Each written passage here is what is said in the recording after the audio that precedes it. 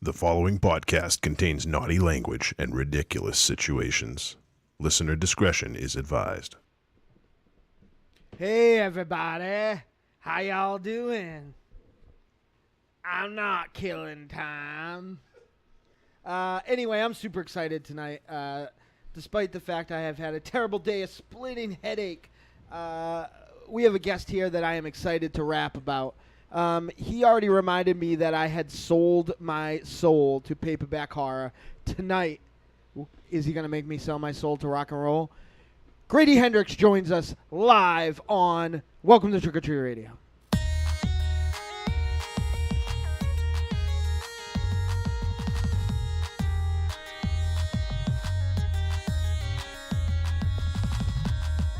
Welcome all you little zombies. You're listening to Trick or Treat Radio, starring the Deadites.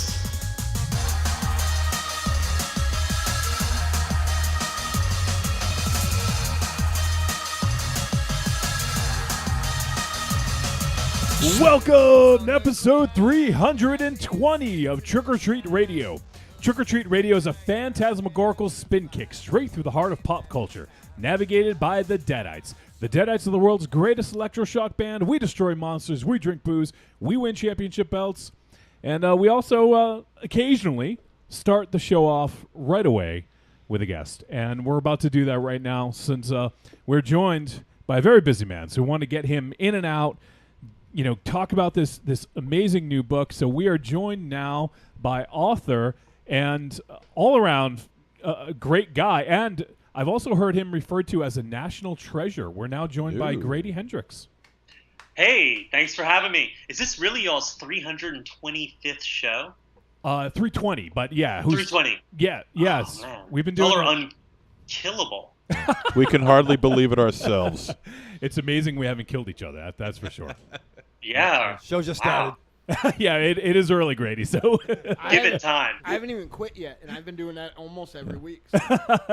There might be two less people by the time your interview's over. it's true.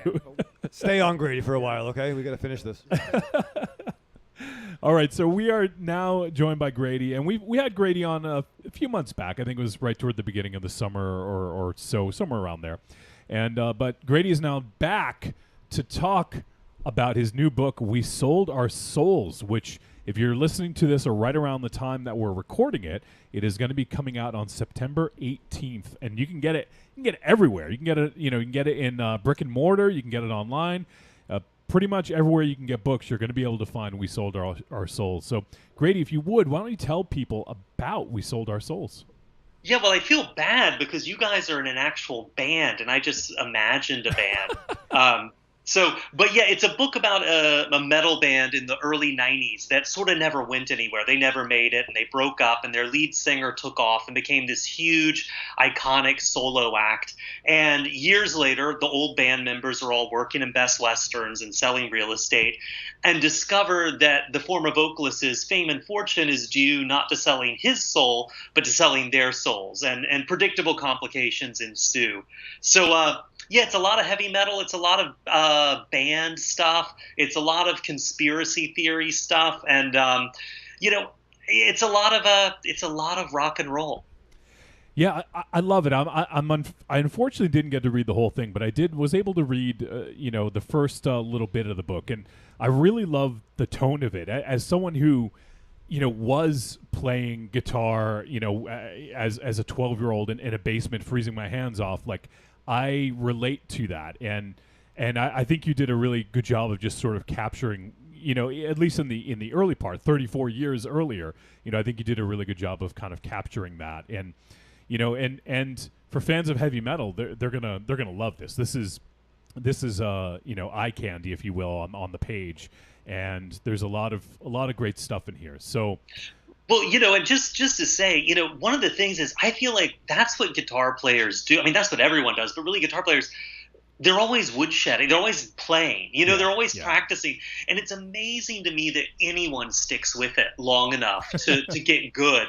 I'm not musical at all, but like because my main character, Chris, plays guitar in this, like I took a few months of guitar lessons just to sort of see what it's like and get the feel of it. And man, I sucked. But it is this idea of just sitting by yourself and doing something over and over and over and being shitty at it for hours and hours and hours that I find really inspiring, man. It's just, every kid should quit and they don't. And that's amazing.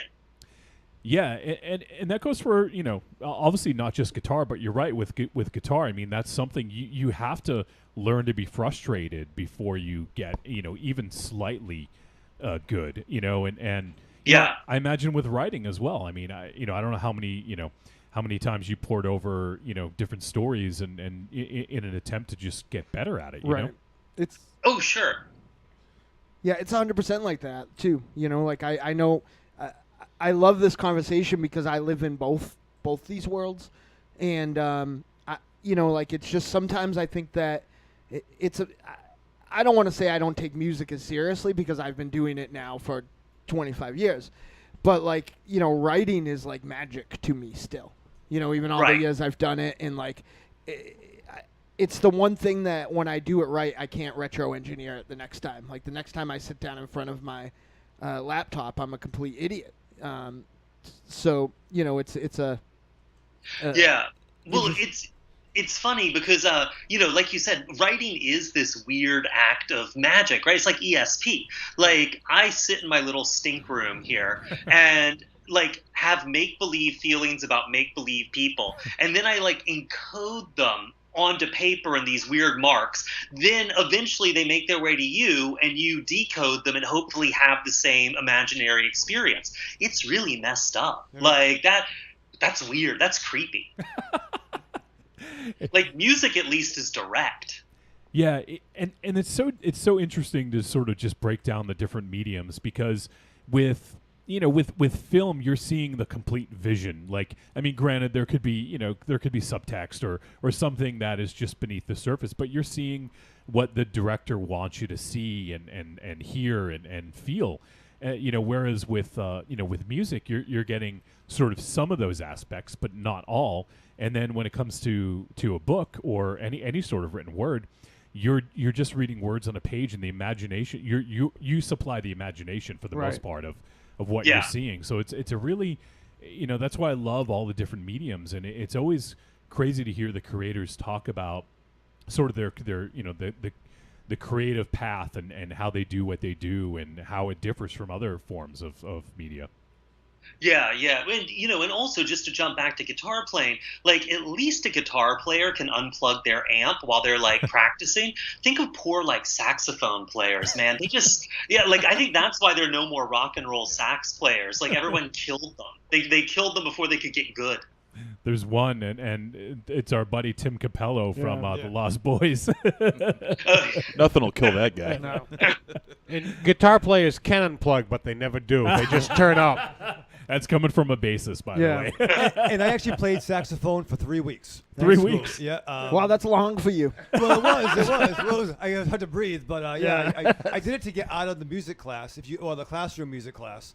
But if you left the room, you could then get an instrument and have the free walk. But they didn't tell you, because I wanted to be Clarence Clemens, right? Of course, yeah. Who doesn't? But it really sucked carrying it on the fucking bus. They don't tell you about that part. So, well, it probably weighed more than you did. Well, fair. That's fair. I'm a skinny guy, Grady.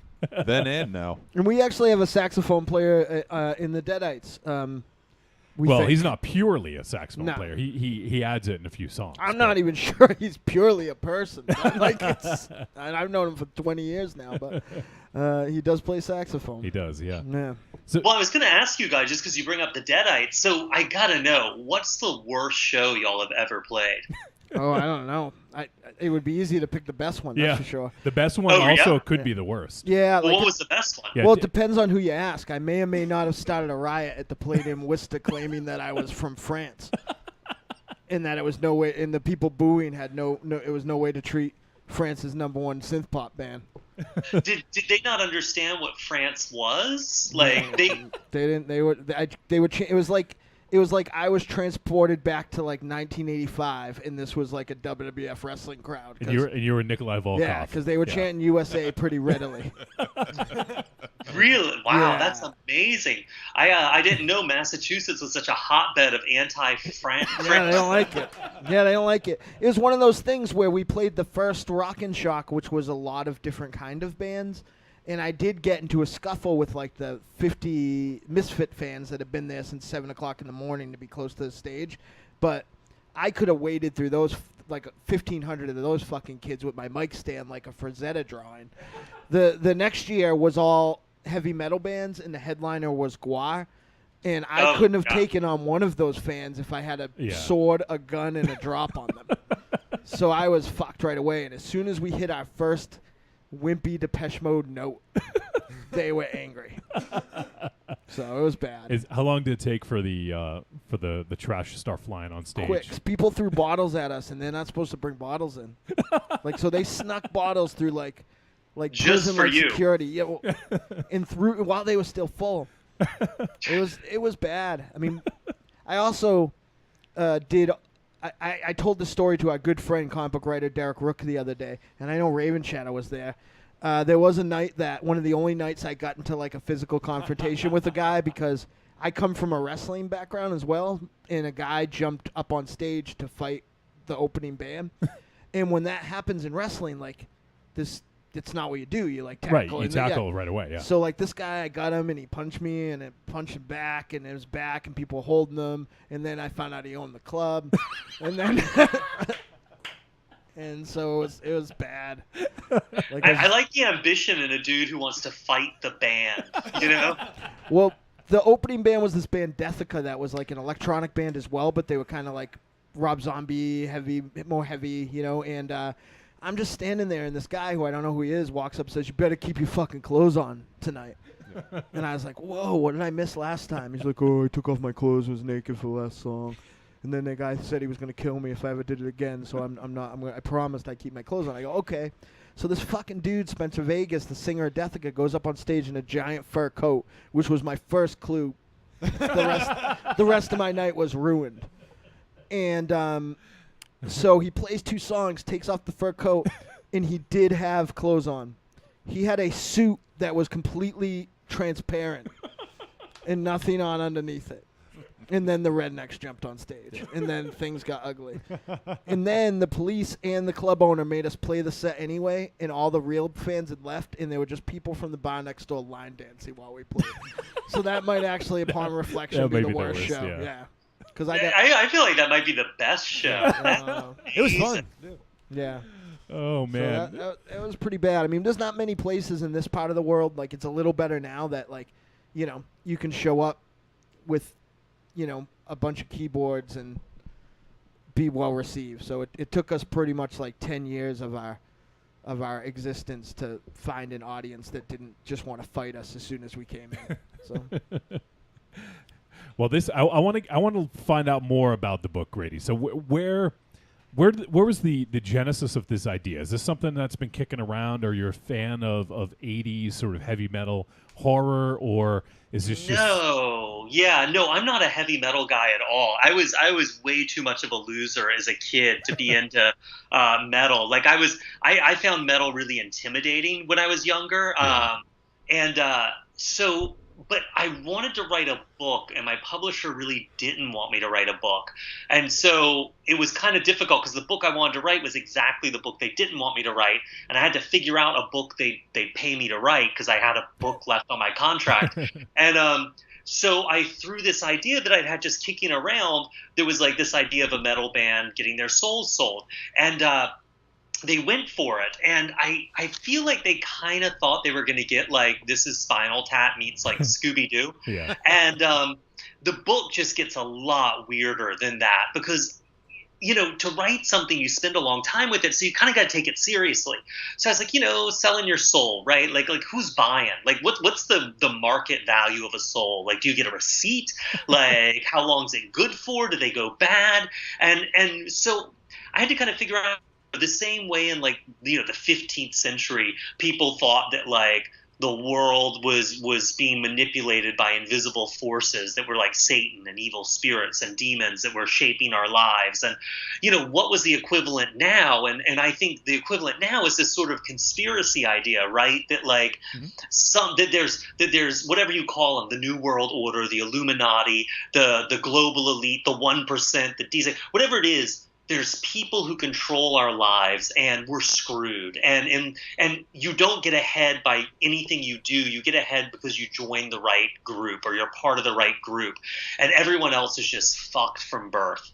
And it's a really cynical idea, but it's really widespread. And so the book got pretty dark, and I don't think my publisher was expecting that. And we had a real hard time with this book because they weren't accepting the manuscript. And like, that means that you don't get paid the rest of your advance until they accept it. Right. And like, I was going broke, man. It was rough. And it kind of was interesting because I realized like at the last minute when the book was about to, like, my publisher and I talked, and we were like, this book's just not working. It's going to come off the schedule. Better luck next time. We want our advance back. I sort of did this Hail Mary and really had this moment where I realized that like everything in this book was so cynical and dark, and everyone's at the mercy of these forces. And, all these people are in this band, but they're now middle-aged, and like, like that sucks, man. And like, what did you do with your life and all this? And I kind of had this moment where I realized, in the face of all that cynicism, nothing is more optimistic than being in a band. Like, being in a band is like, the next show is going to be a most amazing show ever. Right. The next album, the next song, and you go out there. I mean, you guys know this. You go out there every show, and it can be 10 people, it can be 100 people, but you leave it on the floor because you don't know who's listening, and you give it your all because you're doing it to be in the band. You're doing it to play, not to be rich and famous. I mean, maybe to be rich and famous, but you're doing it to play. Right. And there's something really optimistic about that. And so I kind of latched onto that, and that really was the antidote to how up my own ass I'd gotten with this book. And, at that point, the publisher accepted it, and it's a much better book for that. But it was a real pain, man. Yeah. It's interesting to hear you say that, because I mean, I think absolutely, and plus, like there is always that, that sort of in the back of every musician's mind. It's like, okay, we just need that one break. We need that one person to hear our music or whatever. And you're right. Is that optimism is kind of, I think, what drives bands or most bands. I mean, the Deadites, how long have we been together? Over 20 years now. And I just realized I was writing you guys a message that we need to do something big for our 25th year next year, and it's actually right now. We're smack dab in the middle of our 25th year. Yeah. Holy cow. It's crazy. The band has changed over the years, obviously for us, but for a lot of bands out there, it's you're absolutely right. Is like, oh, well, just that next show, like, we're gonna have a good turnout, and even if there's 2 more people than the previous show, that's a success, right? So yeah, you're right about that, and it's interesting that was the big turnaround for you, the big turning point of kind of realizing that. And well, one of the things is, even when you're saying like you don't know who's out there listening, it doesn't have to be like an A&R guy or something, if those even exist anymore. Right. But when I was a kid, my sister managed a band in Philly that like never made it. They were really good, but they never went anywhere.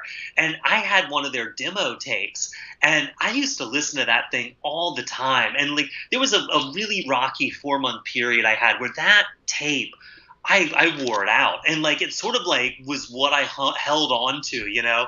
My sister was off; she was in a big city. I'm from South Carolina. Anything bigger than 100 people is a big city. Yeah. And and she was managing a band, and they sounded really tight, and they sounded really real. And that band, they probably don't even remember my sister. They don't know that demo was out there, but it like really changed my life and got me through this lousy period. And so you just don't know, it's just shooting bullets out into the dark, and you never see what target they hit, or even if they do, but they sometimes do. And sometimes it's the right one.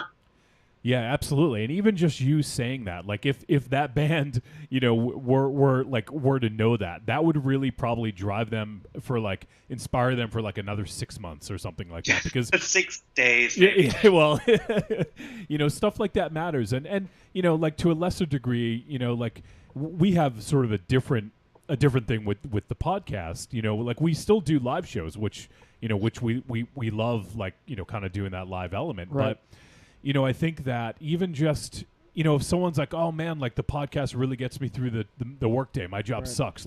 Hearing that is oh, that's so cool.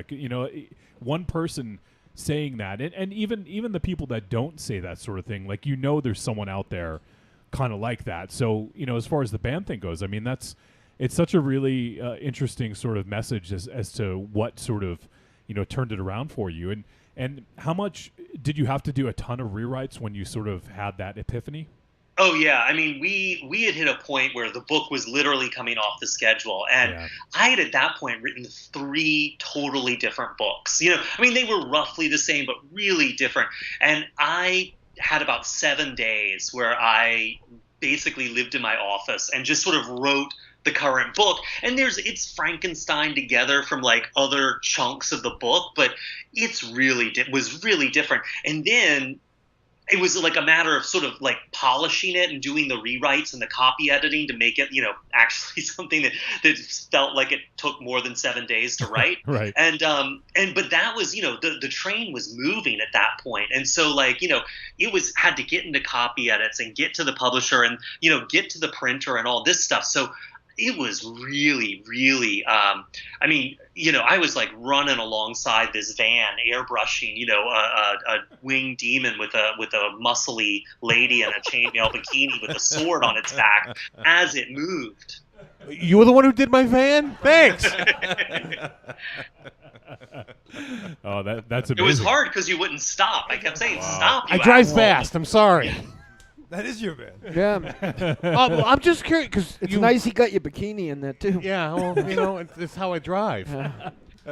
You haven't mentioned that you spent time in clubs and talked to bands, but you have this understanding of how they work. Did you sit down with bands at all? Well, yeah. So when I went to NYU, it was the early 90s, and sort of the Riot Girl thing was taking off then, and everyone I knew was in a band. So and you know how it is when you know people, but you have to go to a fucking show every twice a weekend. Yeah. Every October.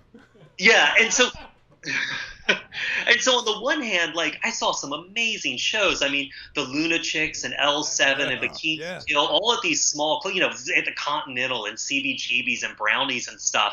But I also was seeing a lot of other bands that had a lot of heart, but they didn't last. So yeah, I still keep up with a lot of those guys, and one of them runs a tattoo place out in Jersey City, and so I spent a lot of time with him just talking because his bands basically they just toured forever. I mean, I think he still tours with the band, and it's very much get in a van, drive to the next city, sleep on someone's floor, and then weirdly enough.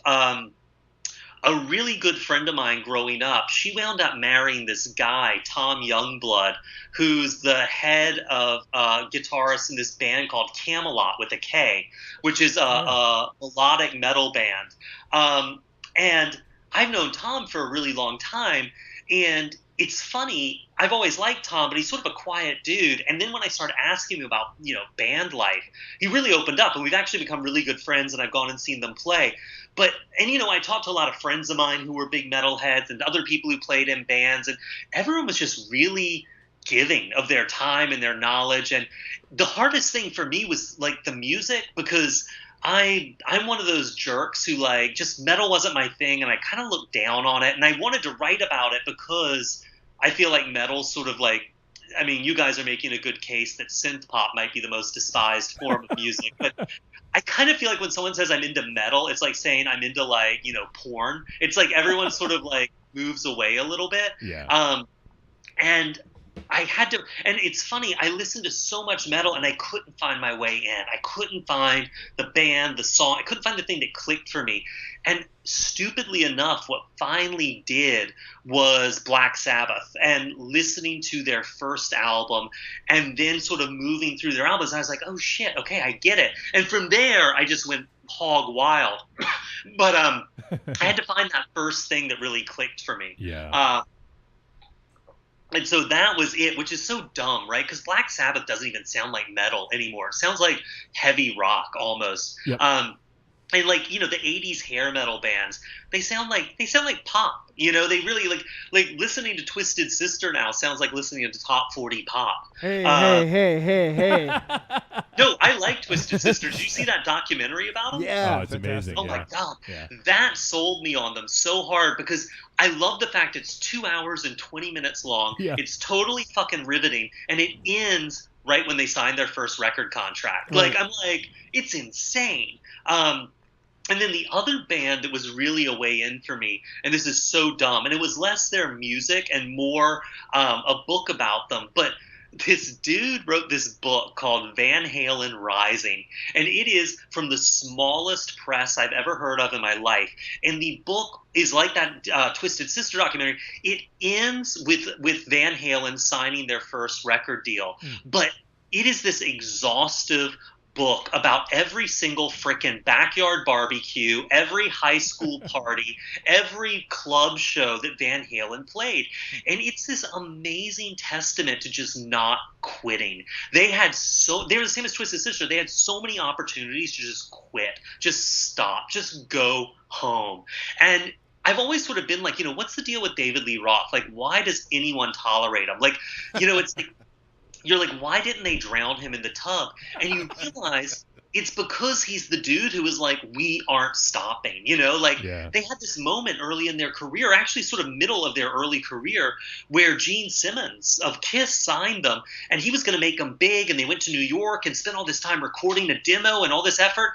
And ultimately Gene Simmons, like everyone at Casablanca Records, like, not for us, Gene, drop them. And Gene Simmons was like, guys, I know you've got a contract with me. I'm tearing it up. I'm setting you free. But the last 6 months, I'm sorry, it's done. And they were going to pretty much break up. And they went home and they were driving home from the airport. And Dave was like, this isn't it. This is not the end. This is the middle. This is bullshit. This is a speed bump. We will look back on this and just think this was a problem, not an apocalypse. And it's like, Jesus, there was no reason for him to think that. Like, Right. you know, like, it's just that kind of stuff really impresses the fuck out of me. To be When people fair, he just probably do would have said that stupid- at the apocalypse too. Like, Yeah, exactly. he doesn't seem Exactly. very self-aware. Yeah, Dave was like, eat 'em and smile. This is going to be the big record. Yeah.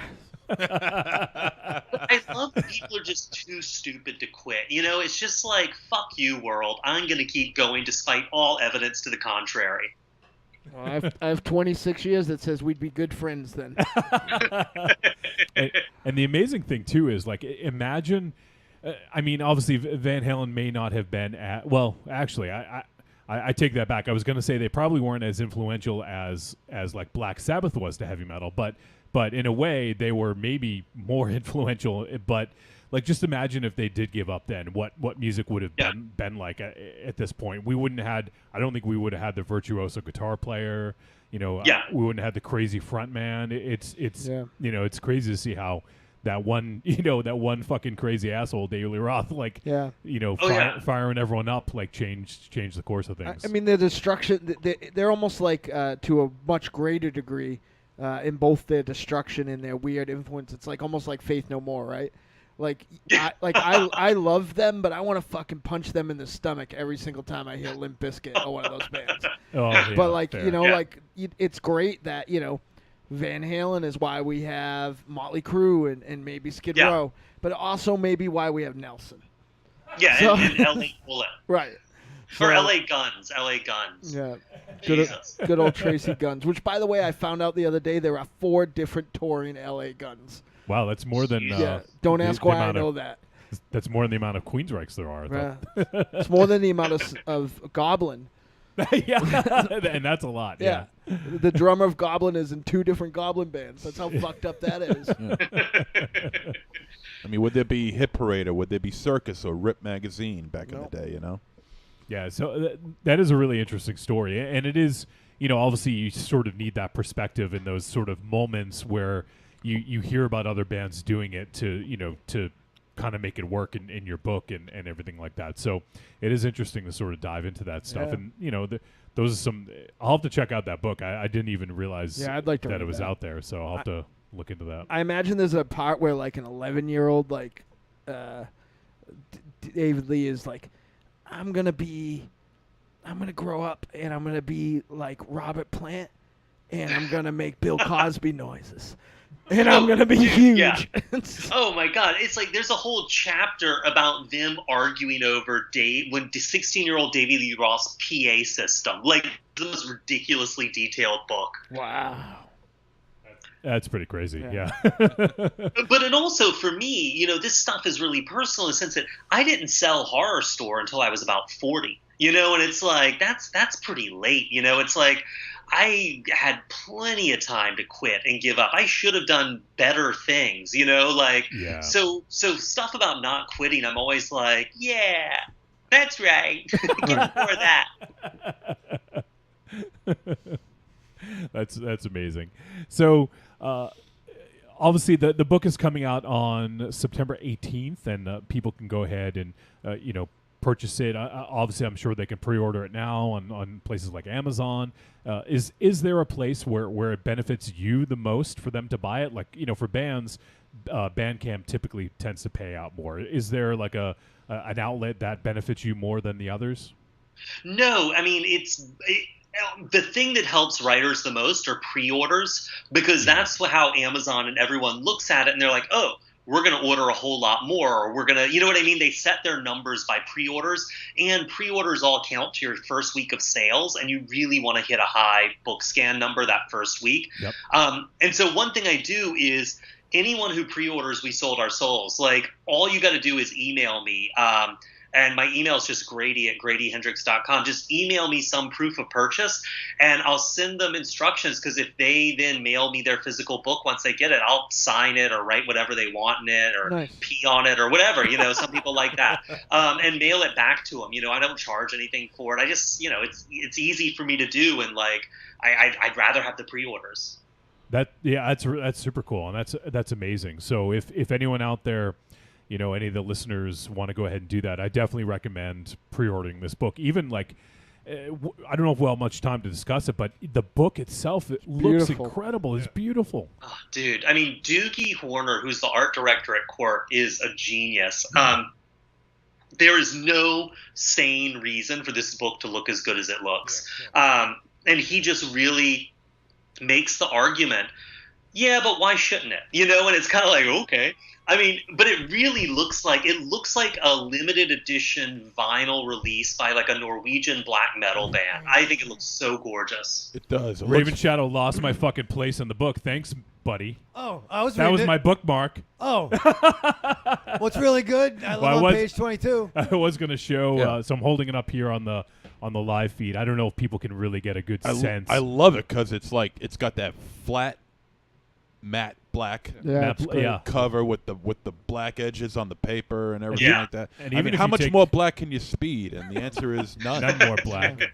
And even if you take the dust cover off, it's a book, monsters here. I know it's a book, but what? Where's the play button? If you read it backwards, you summon like all kinds of bullshit. Shit! It's written backwards. Nice. So this is without the dust jacket on it. It's gorgeous. Yeah, it's a beautiful book. Wow. So this is definitely a sort of one point in for physical copies, like that's sort of one point in that category there for people who like physical stuff. If you want people to clutter their house up with shit, you may as well make it look good. Exactly. No one has enough room. No. And this one looks phenomenal. So I definitely recommend, if you guys want to, you want to read this, I would recommend getting the physical copy. And if you do pre-order, like Grady said, just take him up on his offer. He'll sign it for you. He'll do whatever, if you want him to you could put a Nike symbol on it. Maybe he'll burn it for you. Yeah. No. Whatever you want. I'll draw pictures. But just Grady at GradyHendrix.com. Just send me some proof you pre-ordered it. And, a book that's half burned and, I've slept on it with, bits of hair sticking to it can be yours. Nice.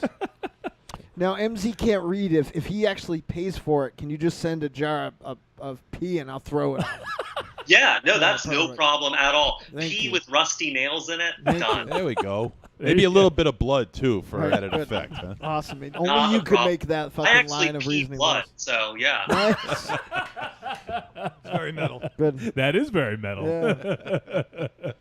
So people could go out there, definitely pre-order the book, and I imagine there'll also be a digital version of it available for people who dig that sort of thing.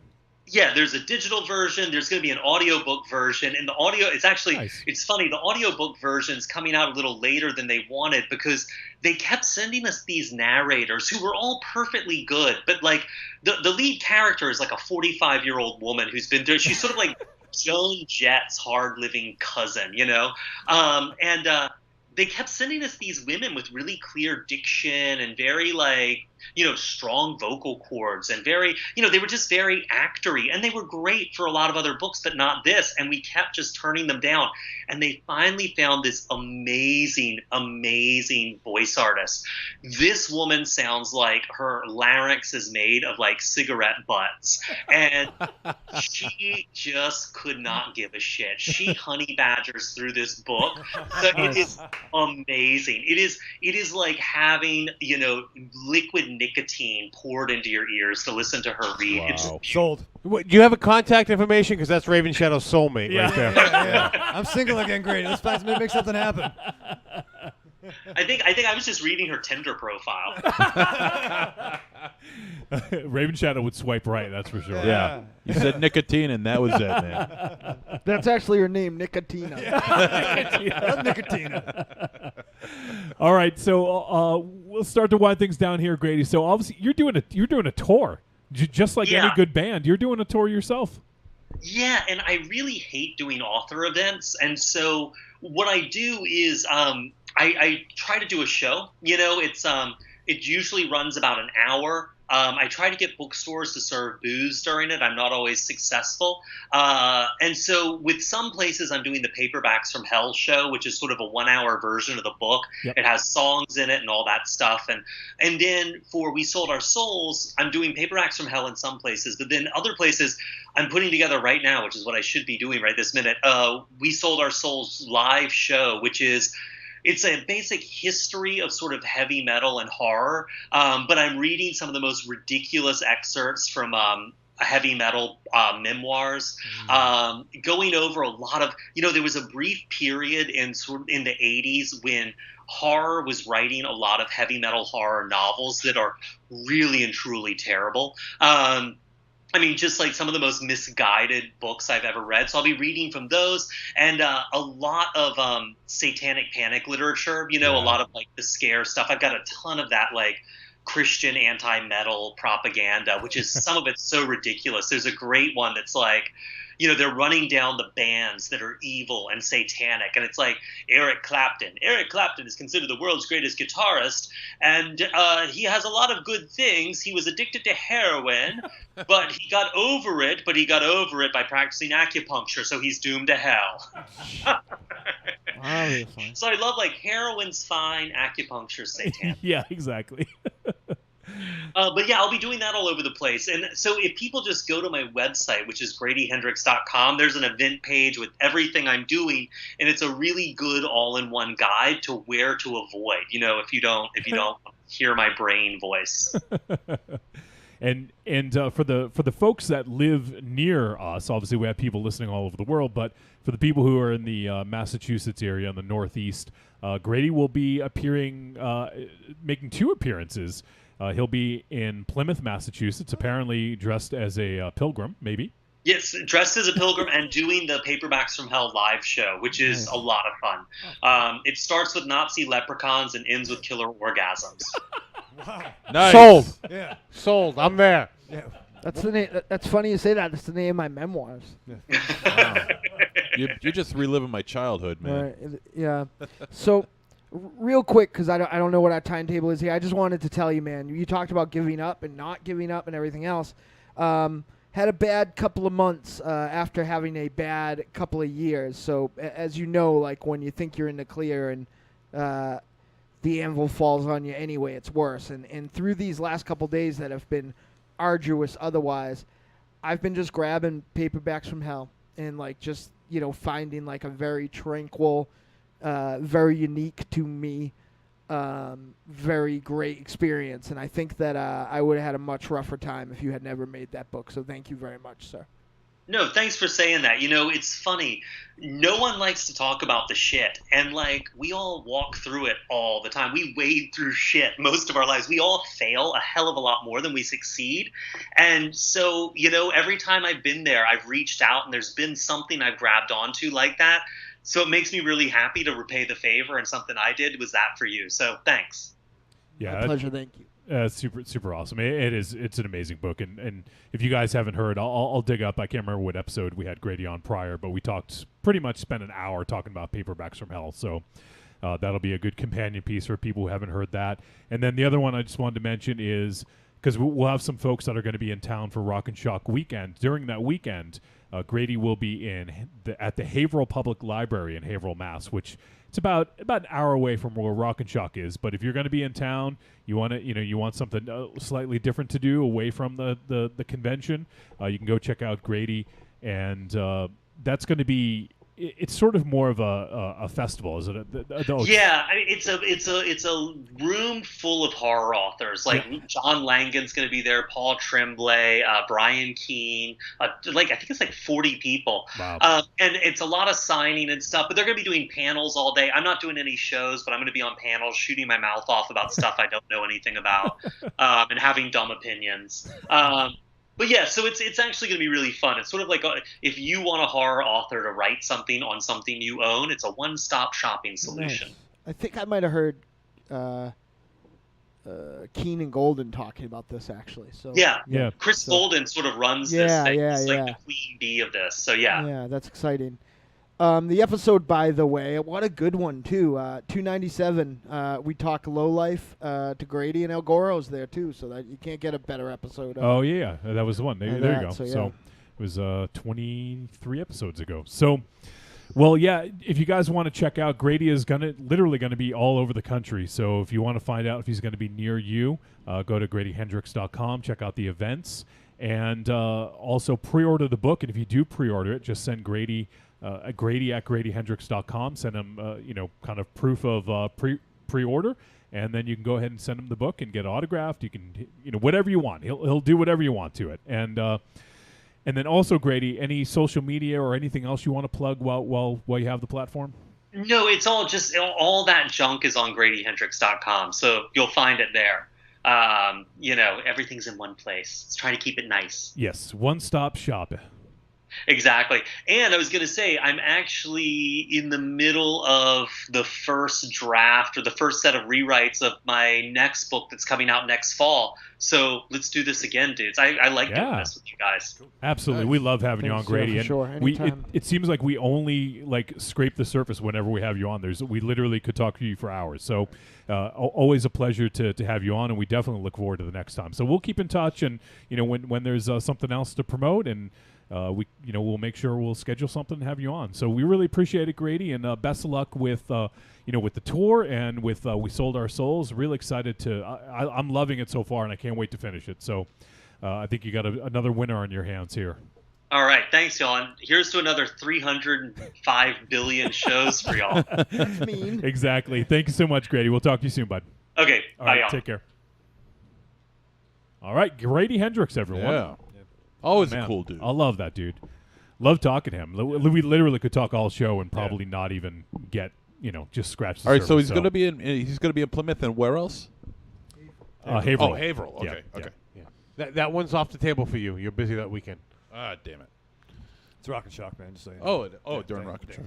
Yeah, it's Rock and Shock weekend, so that's why we obviously won't be able to attend, unfortunately. But if there are people coming in from out of town and they want something different to do, if you don't want to just hang out at Rock and Shock the whole time, that's going on from 10 a.m. to 4:30. So, but I am actually going to try to get out to the Plymouth Public Library and see the Paperbacks from Hell live. Yeah. That's on Thursday, October 4th. So I don't know if any of you dudes can. I'd be interested in that. Keep me informed to your agenda. All right.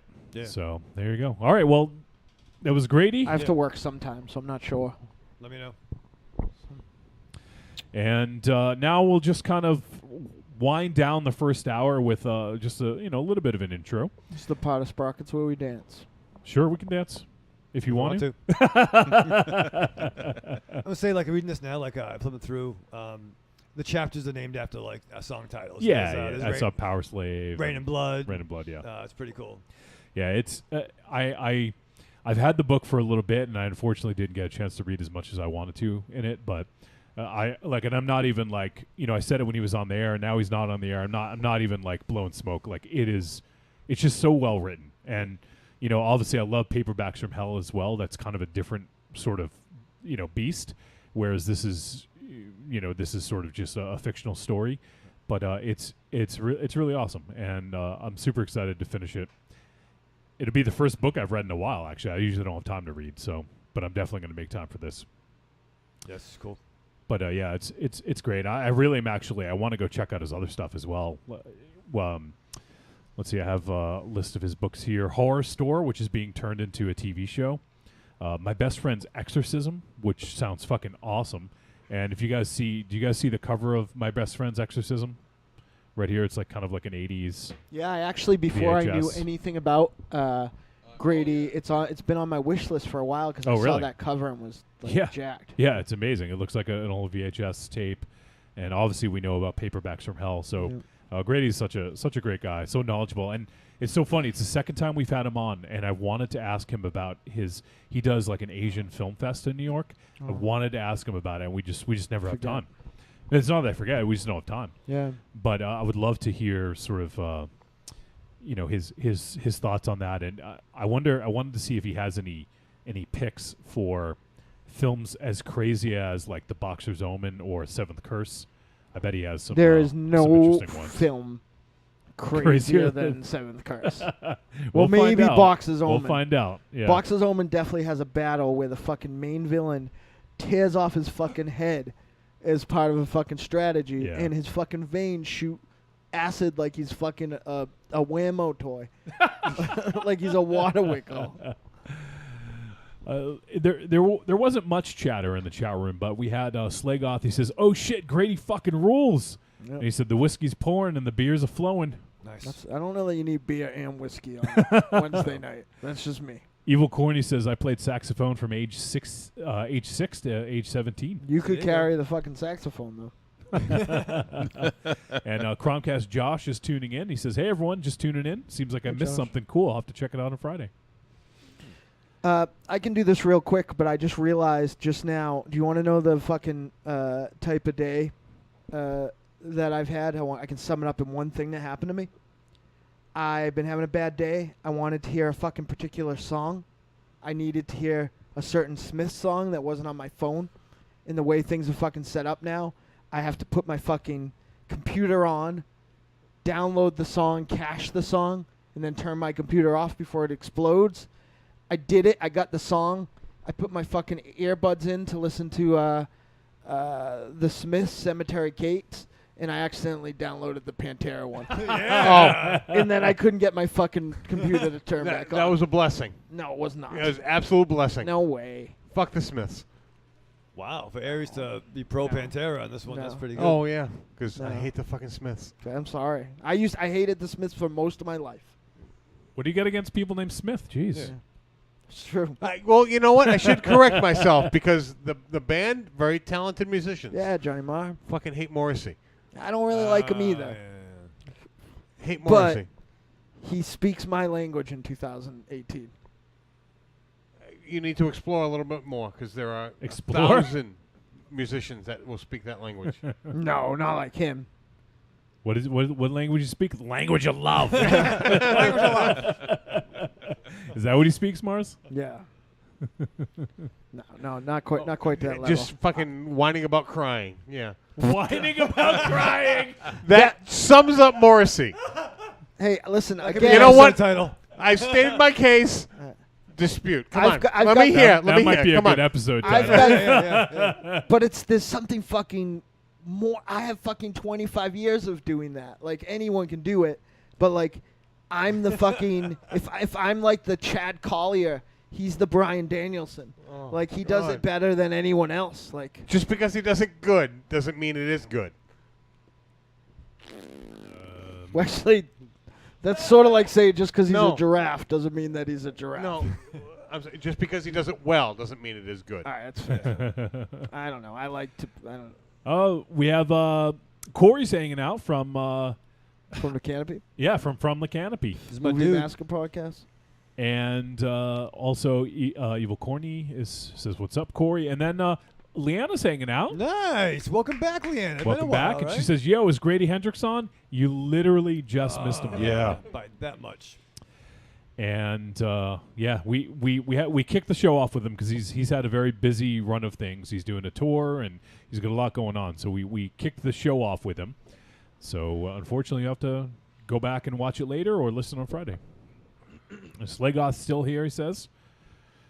So let me go ahead and introduce everyone. Oh, since we're doing introductions, I have music to go along with mine now. Wow. Oh, what? What are we? Producer Aries. It's just a little 5-minute piece. It's Five nothing, minutes. 5 minutes. nothing big. Am I supposed to play something? Is that too much? No, it's not enough. I'm excited. Am I supposed to play something? It would or- still be shorter than Raven Shadow's intro.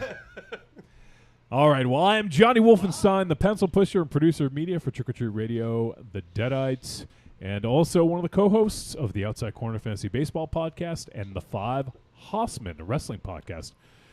Now, Mars, I'm going to introduce you in one sec, but also for anyone out there who's listening live or listening right when this drops, we are going to have, for the Five Hossman, there's going to be a... Oh yeah, Bobby. They call them YouTube parties, but it's not really YouTube. It's Taima. Yeah. And so there's going to be a viewing party.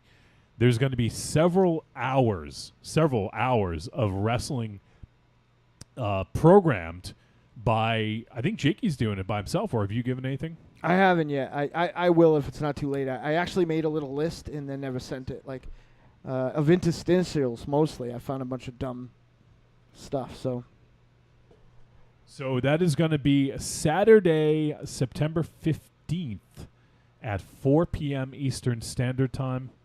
Let me look for, I just want to make sure I get it right. I know it's Taima TV, TAIMA.TV. And it's the Five Hossman. I don't know if you can just search for it. Let me just see if I can do that. We're the only game in town for that. And yeah, Taima.tv/r/the Five Hossman, all spelled out. No numbers, just spell out 5, all one word. And that's going to be Saturday, September 15th at 4 p.m. If you're a fan of wrestling, you're going to be in heaven. Even if you're not a fan of wrestling, you should absolutely check this out. It's a blast. We did one a few months ago. It's been a while because, Jakey had insecure internet. Yeah. And but now he's back. He's got some good internet, and he's going to be running this party. And I think most of us will be there of hanging course. out. And honestly, let me tell you something. I didn't think I've been to some movie ones, but like it's only the length of a movie or 2 movies. Like I knew just by how we can talk about wrestling and compiling the list that this was going to be long. Me and Jakey were in that thing all day for the whole program's running time, and then Jake added 3 or 4 matches at the back end, and I felt like it just buzzed by. Like it was just one of the most it's like just watching wrestling with a bunch of friends. And the thing that I like the most about 2018, and there's not much, is that I like that it opened it up to other people who like things that you like. That's so like there are people from literally all over the world in this party jumping in at different times and interacting and talking about wrestling and making jokes. And Jakey enthusiastically made a bunch of gifts specific to the group. So they're very funny. It's a good time. I can't wait. Yeah, it's gonna be a blast. So if you guys are available on Saturday, the September 15th, definitely think about joining Taima. That's TAIMA.tv/r/the Five Horsemen, or just go to taima.tv and just type in the Five Horsemen. You'll find it. And like I said, it's going to be starting at 4 p.m. Eastern Standard Time on Saturday and going all night. Though I will be sick of you assholes by the time the fucking party even starts. So. You won't. I will. So, so check out, look for that, and then also check out the Five Horsemen Wrestling Podcast. And one of my co-hosts on that show is right over here. He's the Immortal Gunslinger, singer and lyricist for the Deadites. So that'd be Dynamo Mars. I hope that there's Wi-Fi in the Tiny White's Halloween maze where I live now. Where you live? You working there? Yeah, no, that's not working. I gave him an idea recently. He hasn't got back to me. I go, why don't we do this in the maze? Why don't you make a small hut that has heat and running water and Wi-Fi and a scary old man can live in there. He hasn't got back to me yet, but yeah, I can't believe Aries fucking doesn't. What I do now? Doesn't like hates Morrissey. No, that makes sense. That's not a new thing for me. Well, I know. I just thought that because I've hated Morrissey longer than I've known you. Well, that's a long time. Was Morrissey even alive then? No. I mean, I get why you don't like him, but nobody does. Like, maybe Connor Oberst, but like, no. Jimmy, my marriage almost ended because of Morrissey. Why? Wow. Because you're shoveling? No, it was determined that she likes him. Ah, well. I like her too. Like it came on the You found this out after you were married? Yeah, like 12 years in. Jeez, man, these are the kind of things you got to iron out before you say I do. Yeah. That came on the TV, and she was like, "Oh, I haven't heard a song in years. I love this song." And I went, "What? Come on. How can you go that long and not?" Man, you gotta iron out this shit before you say I do, pal. Because I don't play Morrissey, so it never came up. Yeah, no. I'm not a fan. And you know what? I'm the one who picks the music. Yeah. Wow. Wow. Well, You're the one that picks the music. Wow. Well, you know what? Well, I feel bad for her. Yeah. Oh, fuck you. Wow, Aries. Music, 90% of the time, is played in the car. It's really chauvinistic, man. Yeah. Well, and she makes me drive. She makes you drive. Sounds like his fucking girlfriend. Yeah. Do you get to pick the music in the car? Do you have to go to Walmart, too? No, I do. No, we compromise, but the only reason why she makes me drive is because she can't drive. They both agree that they play what he wants to hear. Right. Yeah. So, I mean, I don't know. I mean, people's... Take me to Walmart. I used to really love Pantera. Now I think Pantera's fine, but it's not... Well, there's some political reasons I don't really like it either at the end of the day, but, now it's fine, but it's not for me. Well, see, I used to hate it. Now I just don't mind it. Yeah. Like a lot of the music I used to hate, now I just don't mind, but it's more of nostalgic. And it's a funny parable to the Smiths, too, because I used to hate the Smiths. And I grew into the Smiths and grew out of Pantera. I'm just not that fucking mad anymore about anything. And I'm mad a lot, but I'm just not that mad. Oh, I can be mad. I am sad. All the time. Rage Against the Machine came up in the shuffle, and I got mad real quick. Did you turn it off? No. Nope. I got mad, and you know what? It was a song right before I picked you up. Ugh. It went from Rage Against the Machine to Alkaline Trio. Yeah, I heard now Alkaline Trio. See, I went from really pissed off to just Alkaline Trio. Alkaline Trio actually helped me like the Smiths a little bit, so it's funny that you say that. Really? Yeah. Okay. It's just a matter of I get it. I get this is the coastal town that they forgot to shut down. I get it. I understand that. I don't get angry Nazi yelling stuff. Though that guy's one of the best guitar players of all time. Well, you know what? Because I'm sound like I'm 100% behind the political message of Rage Against the Machine. Oh no! I can just get behind the anger. Those guys behind that music. Those guys are hot garbage, in my opinion. No. But all right, let's not go down that road. I think the lyrical content is even more poignant now than it was. But that guy's a great guitar player too, Tom Morello. Oh, yes, yeah. It's great. But you mean Dimebag Darrell? Yeah, Dimebag Darrell is a great guitar. But again, I don't care for that front man anymore in his ways, and I don't. He's a dick. Yeah, and I don't. I just Another thing that hurt Pantera for me is when I actually started wrestling for real. everyone had a Pantera or a Rob Zombie entrance theme. Like there was a day that was the time. There was a day that our manager Barry got me there late, and I fucking ran, and my entrance theme went, and I'm looking around at like Oracle or whoever was there with me, and the song went, and I'm like, I legitimately have no idea which one of these motherfuckers is going to come through the curtain right now. Well, really, you're gonna get pissed off at the band because they make music that can be used as entrance I'm music? not pissed off about it. I'm just sick of it. You know what I mean? I said I didn't dislike Pantera. It's just not like... Well, I mean, you also grouped in Rob Zombie, who you really like. I love Rob Zombie. But I don't listen to that first record a lot for that reason. Which... The first Rob Zombie solo Rob record, Zombie. Hellbilly Deluxe. Oh, yeah. And I never really loved White Zombie. I like White Zombie not way a more than Rob huge Zombie. fan. I but love White Zombie. Yeah. All right, let me go ahead and introduce some other folks. I'm going to catch up on the chat room. We also have the vulgar guru of horror, Starved Blood Pigs, Fetus, and the upcoming Morbid Tales and Septic, one-time contributor for Horrorhound Magazine, Monster Zero. And not to Raven Shadow the shit out of this, but this ought to be interesting. Buckle up. Yo, did you do something else? you might want to add one more thing. Oh. It hasn't happened yet, but it has been confirmed somewhat.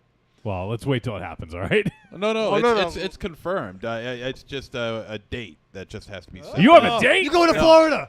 No. Yeah. Oh, shit, I thought you had a date. And before I start, and before let me just set a preamble on this and just say that, I'm going to, you guys just gonna have fun with this. I just know it. But You're going to Africa. No, I'm not going to Africa.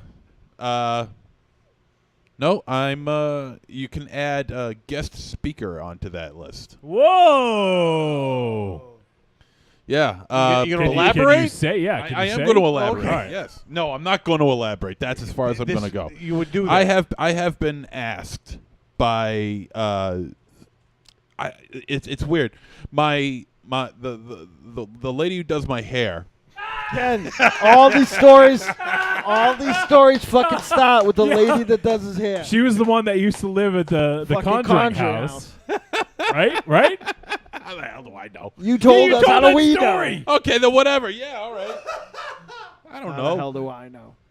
Well, anyway, her daughter, who goes to high school. Oh, no. You can't go back there anymore. You can't go to high You're not school. allowed to be within 200 feet. The rules have changed now. It ain't the 80s. I've been. Now I don't understand how That ankle high bracelet's school. gonna fucking go nuts. I don't know. I don't understand how the high school classes go now because they didn't have this shit back in my day. But they apparently she has taken a course in horror films at her high school. What? Yeah, I know. I don't get it. It's something to that effect. Well, anyway, their teacher wants me. She informed her teacher about me. And he wants me to come in and talk to the kids about horror films. Warping young minds. I am fucking fascinated. Can we go? Yeah, can we record this? Yeah. Oh my God, this would be talk about fucking premium content. Oh, yeah. Can we fit up with like a body cam or something? Like, can we do that? If we recorded can we this put a and just GoPro on my head or teased something. it, people would spend a fortune. Oh shit! I'll give up some money right fucking now. But that's I'm gonna give all the money in my pocket. It's nothing, but But yeah, it's actually true. Holy shit. When is it? Well, we haven't figured that out yet. I'm still waiting for an email from the teacher. And a car check. This is in Millbury, Massachusetts. Okay, yeah. I was makes gonna sense. say Makes public sense. school, right? Public yeah. school. Oh yeah, public school. Yeah, Millbury, Massachusetts. And so I'm just waiting for an email from the teacher to. Do they know you hate school? wait, do they know you? Stop. Period. Do they know they're letting in the GTCM, the Geriatric Trenchcoat Mafia? I'm fucking fascinated. Well, hey kids, here's Monster Zero. There'll be like one kid that like claps like this, and the others are gonna fucking stare you down. That boy's good. He's good and terrible. Yeah. No, it'll be fun talking. Wait, little, I saw you in Blood Pigs. yeah, it's gonna be fun. I'm gonna talk to the little tippy ties about everything. And You've got a misshaped head. Tippy Ties is better than what I thought you were going to call them. what do you think I was gonna call them? Oh, my God. We have our boy, Dr. Chris is in the chat room. He shit. says, my son goes to Millbury schools. He says, warning, warning, warning. Whoop, whoop, whoop. Holy shit. We better pre-call the police So on that day. I'm hey, fuck you guys. I'm looking forward to this. Yeah. I am. I really am. This is gonna be fun. Oh my lord, I can't wait. I'm fucking going. I didn't know. Yeah, you can need to tell us the day fucking off. date. You know- I'll bring my camera. I'll film this shit. The best part about this fucking thing is that everyone else at this table has been working entirely too hard their life. Yeah. If I knew that I could have wrote something 20 years ago and then they motherfuckers asked me to come talk at schools, I would have been playing tons of Nintendo in between. What are you going to talk about? Oh, shit. Don't know yet. Have you ever spoken? and he won't know. Have you Right ever be- spoken in front of people? Well, you were Uh, good at the live trick-or-treat radio. You were real good at that. Speaking in front of high school students is a completely different animal. Yeah. In a closed is, setting yeah. with kids and a. I've spoken in front of like college kids and high school kids are I have way two, harder. actually. Way harder. Yeah, it's good, but I'm looking forward They to just don't it. give It's a just another fuck. challenge that I'm looking forward to because I'm not, so No, that's awesome, man. I'm looking forward to it. You know what's funny about that is I actually said no to a similar thing 2 weeks ago. Oh yeah. Yeah. Well, not Maybe for- that's why they asked me. No, not horror. My old, someone I am friends with still will say is a teacher at a school down by where my parents are from, and they wanted me to come talk about the Dr. Troll Hunter thing, Oh, okay. but I didn't want to because I didn't want to because it's fucking hard. Really is what it is at the end of the day. It's hard. Well- So that's. But I mean, hey man, if anybody can, just don't sound like Chris Farley by the shore. Did you guys see Human Centipede? That was cool. That was cool. Now, You kids, should, let me tell the about- story about you giving Hostel 2 to a fucking 9-year-old. No, he shouldn't. I think we need to make a list of movies you're not allowed to speak of. All of them. Or terms he can't use. Yeah. You cannot tell one of those children to put something in their cock holster. Not one. And please, Now, kids, wear underwear that day, okay? And pants. Yeah. and pants. No sweatpants. Do not. Actual pants. All right. Now, kids, let me tell you something. Tell me You how. gotta see a Serbian film, Yeah. okay? Oh, Jesus. Johnny Wolfenstein, I need you to tell me how this Yeah. situation ends and how we lose one of our co-hosts to fucking prison time. One of those children are going to say, have you ever seen the movie Cannibal Holocaust? And then what's going to fucking happen? Oh. He's going to fucking whip off his shirt. He's going to turn around. You ever see this? He's going to go to the fucking Steel Clink Alcatraz. If it was a movie, it would cut to the outside of the classroom and all the students running out screaming. Yeah, exactly. No, it wouldn't. He'll cut to the fucking holding cell closing. Clink. So that would be the next cut. Liana says, tell the children to bring your ass cane, MZ. Please, bring me my ass cane. Renfield. That's a callback. I was a while ago. Yeah. really good. Wow. You should see if it's Millbury, so you should see if they'll have you back to talk about Def Leppard or something. Hey. By the way, Mars, our buddy Anthony is messaging me. He says, same Mars, strip clubs ruined Rob Zombie and Pantera for me. True. Oh, pal. Can't listen to it Let me tell you, pal. Can't listen to Pantera. All I think about thongs. But yeah, no, I'm really excited for you. Like I want you to, I want the world to know how awesome you are. Are you sure about that? So going to the Millbury High School is going to do it for me, huh? Well, you got to start somewhere, man. Oh, Tony's in the chat now. He says, God damn. Remember, promote the show. No, don't promote. No, From no, Trick or no, Treat no. Radio. the show. Here's a clip of my last work. Show them the fucking tuck dance. Ironic, Yeah, you going to bring the tuck dance? ironically, promoting the show in this instance is the least offensive thing he can do. They got smart boards now. You can put that up there. I just don't like. I'm just afraid of the person who hated school so much, I'm still afraid he's going to go back and do a rampage, getting It is invited true. in. Yeah. No, It is no. true. Yeah. There's you some vengeance in you my did head. hate high school. Yeah. I despised high school, I but I know. despised my high school with my class. Right. Yeah, that's why I'm happy Fair. it's not You know? your school you're going back to. No, Yeah, but you're going to have... I would. He'd bring him. How do you know you don't have any weird post-traumatic stress syndrome and you're going to start, like... I'll start having like sweating. flashbacks. And shit. Yeah, it's going to be combat shock. I told you. It's going to be the geriatric trench coat mafia. It's going to be terrible. Oh shit! Tony says you need to draw the schematics from Human Centipede on the chalkboard behind you before the class comes in. Like make it Kids, take your seats and your pants off. We're gonna learn about the Human Centipede. Yeah, today. like make it historic though. Like have it be like George Washington and Winston Churchill all like ass to mouth. You gotta draw the asshole with the little hole and the little lines coming out of it, indicating the wrinkles and shit. What are you talking about? You can't see that because there's balls on it. Oh my god! The problem is nowadays they don't have chalkboards. All the classrooms have smart boards, Do you even and they're all smarter than MZ. do you even Human Centipede, bro? Wow. What's the fucking 40 Days of Sodomy you like so much? What's that one? Salo. Salo. Say low. Not kids. Yeah, don't talk about that one. Be like, I think The Conjuring's the scariest movie of all time. Yeah. Fuck you. Yeah, Oh, boy. Yeah, right. Mine. Yay, the nun. Yeah, I've heard the Nun is good actually. I've heard the opposite. I've heard it's good. Yeah. It's Corin Hardy, the dude who did the Hallow. I'm excited to see it. I wanted to go see it this weekend, but I didn't get a chance. I like all those fucking movies except for that first doll one. There, I didn't like that at all. But The Conjuring, Dead Silence. No. Oh no, No, he's talking about Annabelle. Yeah. Annabelle, I meant to say. But The yeah. Conjuring is like the fucking Marvel Cinematic Universe now, right? They have their own like spin-offs. Yeah. And the Yeah, whole, yeah, like, pretty much. It's branching Because out. the Nun was from one of those other movies, right? Conjuring 2. Yeah, Conjuring Conjuring 2, 2. yeah. That's it. Yeah. That was a good movie. I don't know. They had me at the point where they got their advertising banned from YouTube. I think that was a ploy, honestly. Oh, with that it was some kind of loading screen, and then the nun Yeah. looked up and Yeah. screamed. It wasn't scary. I think it was just a ploy to get more attention. Do you like Mr. Zero? Do you like Annabelle or Annabelle 2 more? Your comparisons are like you took a shit on a pile of shit. The shit you took yesterday is better than the Yeah. shit you took today. sit down, douche.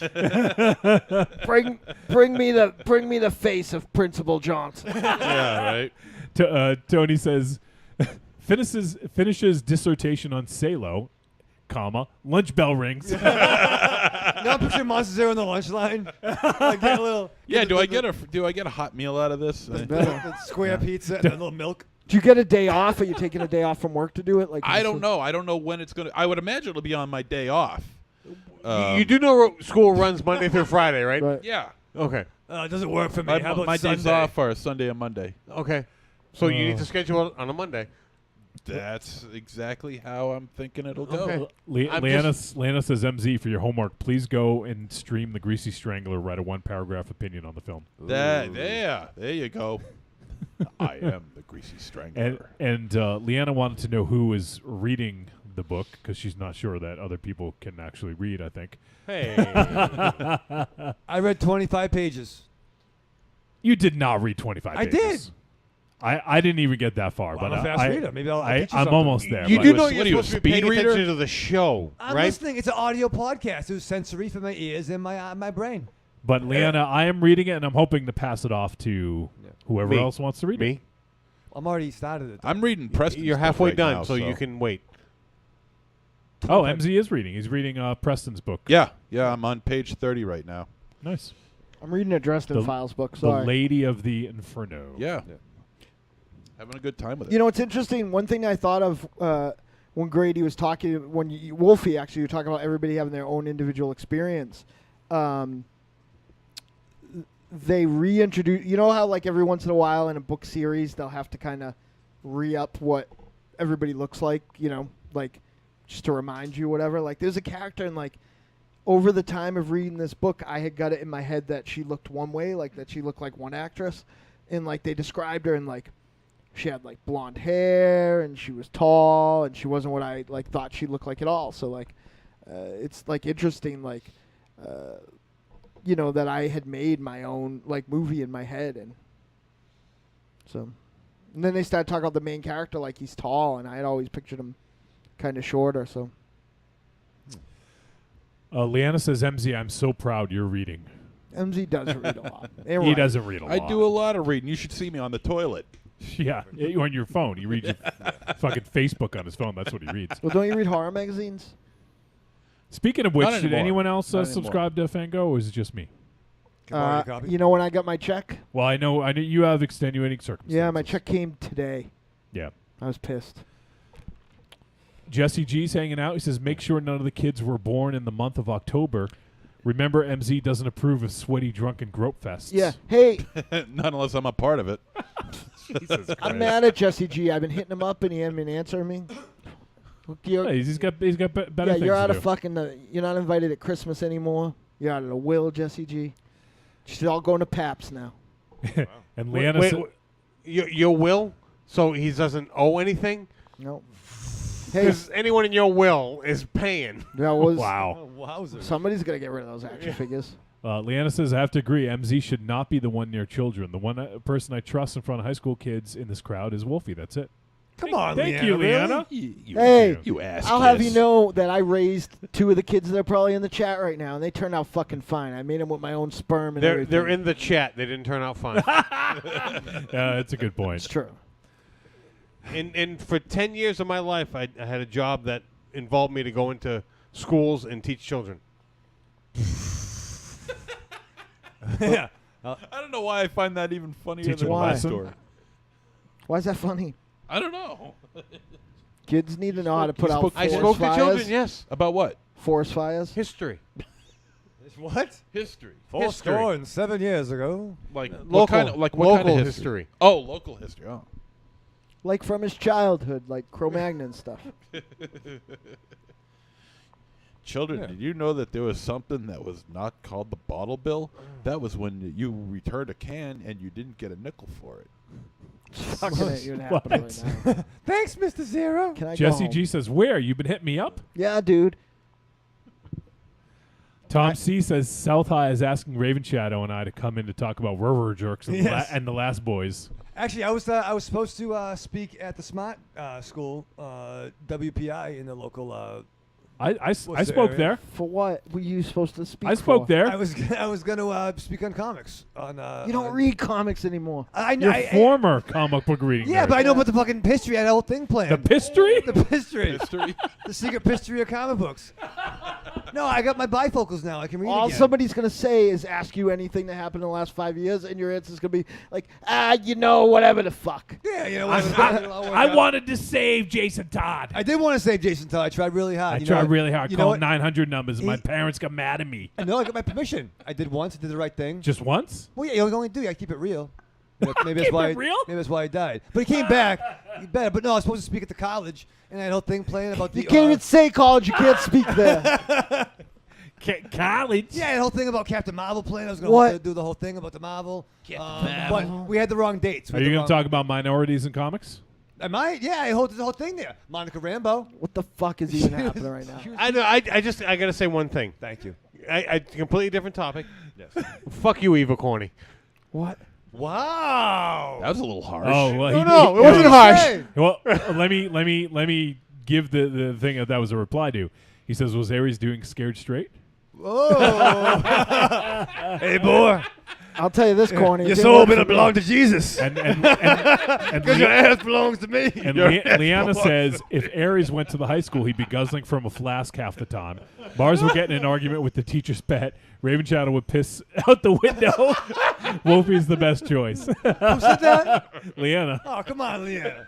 you would piss out the fucking screen No, window. it wasn't my fault. Whose fault was it? It Yeah, was a you were suggestion. forced. Who, No, it was- who did the peeing? All right, listen. I don't think we need to go down that road, but we were under the influence of substances. I don't know what the substances were. It doesn't matter. Well, it It was your piss. It was your dick.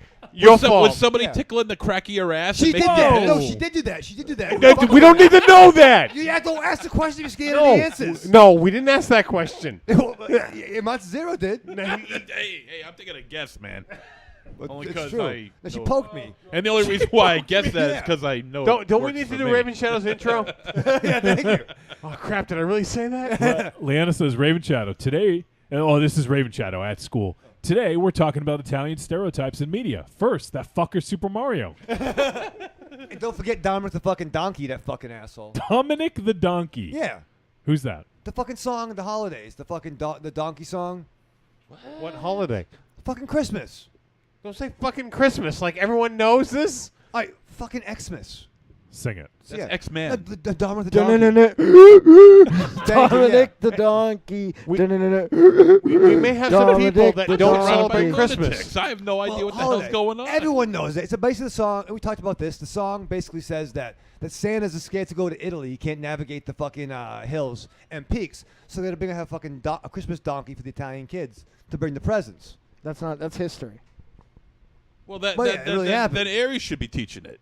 Yeah, but like I mean, Santa has vertical takeoff. He can fucking navigate those caverns. What? But No, it's he doesn't offensive. have vertical takeoff. Why did I get Yeah. dragged The into reindeers have to Italian shit? run and take off. No, it's history. Air brakes, like in the Ernest Local. movies. I need. Tony says Dominic the Donkey is timeless. No, it's offensive. He It's knows it. offensive. It's offensive to Italian communities. And- We got one holiday. It's Columbus, and that sucks.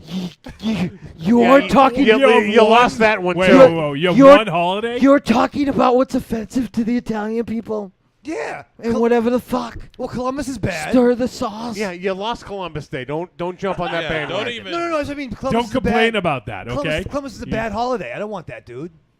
You know, we So what do you want? Yeah, A but better you'll take one. the day off for it, though. won't You know what? Yeah. You're white. Just enjoy it. Tony Soprano Day. No, you're white. Just Tony enjoy.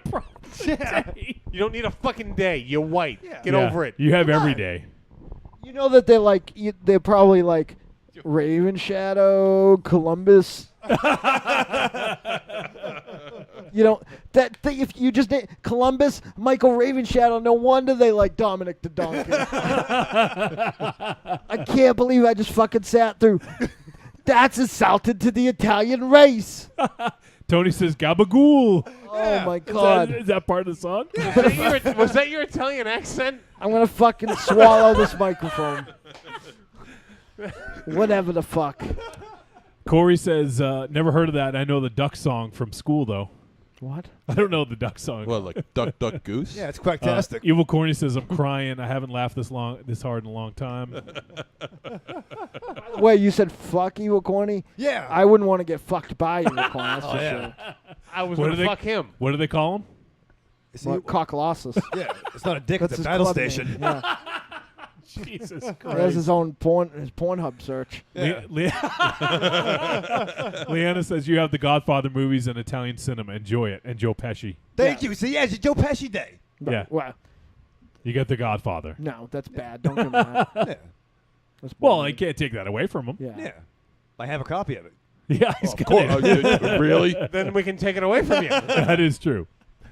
I don't even know where I fucking left It's off. on Aries' intro. Aries intro. Oh, yeah, because we're going to add something to yours. We're going and to it move on fucking to. went- We're just it going was to like a move on half hour. to Raven Shadows. I think MZ has the longest intro now. Yeah, you can do a short one. Yeah. We also have the triumph riding, stage erecting, whiskey drinking, chief of security, the warrior of nor'easters, America's sweetheart, and Rick Rubin's stunt double, Ares, God of War. You know, I think of it, if I've already, quit the whiskey for the night, we should be not doing the Doing intros. the thing. I have a question about his intro, though, that I've been thinking about all week. That's a good point. What? Did Tiny shit can him and I wasn't paying attention? What? Is he not the head of security for the Deadites anymore? Like, did Tiny fire him? He 'Cause said that- it? No, he said just head of security. No, a chief of security. Chief of Chief of security, yeah. security. That's what it's always been. But it said she used to be chief of security for the Deadites. No. No, he's Never. never Are said you that. sure? Never.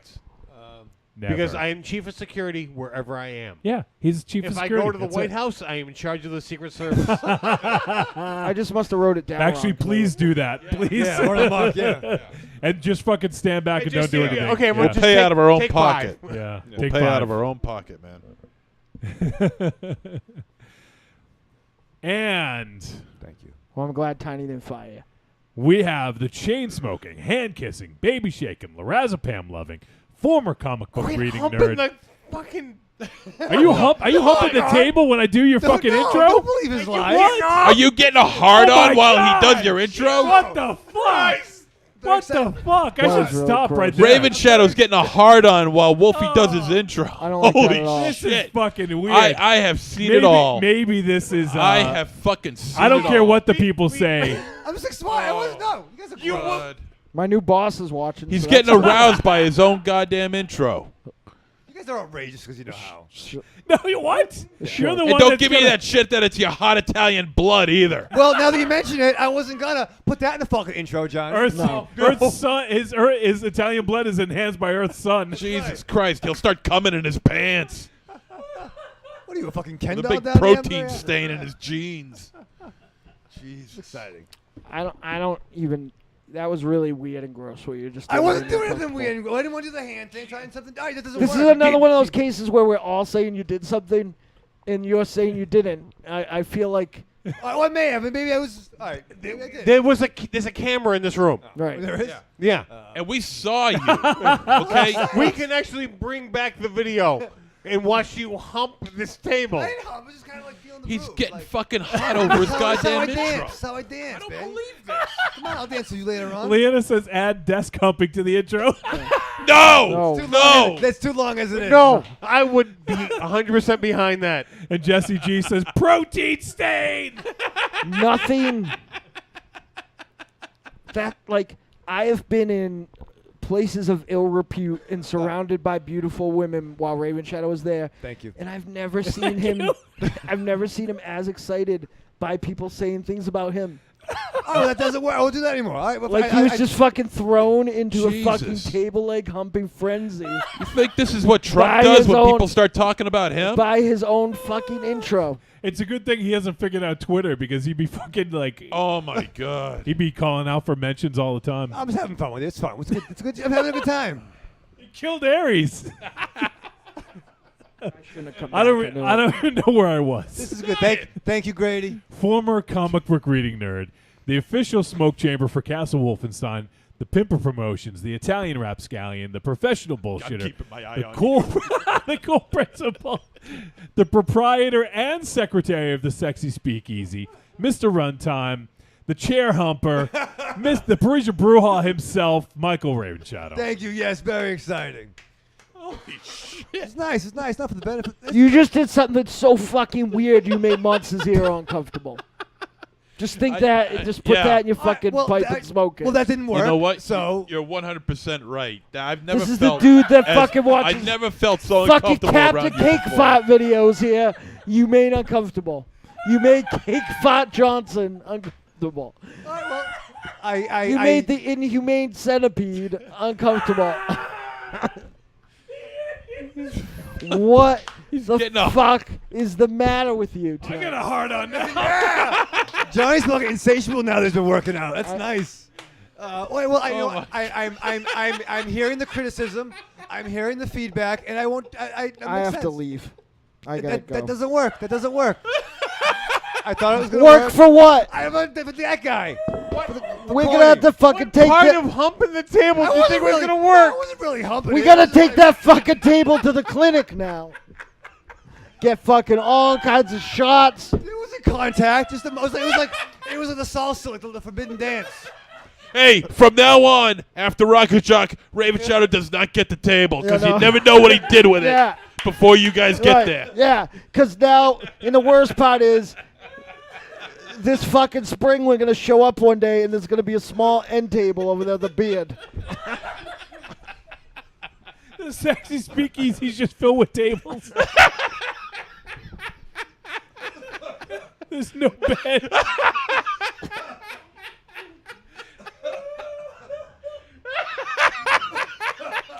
The fucking chairman of the board over there.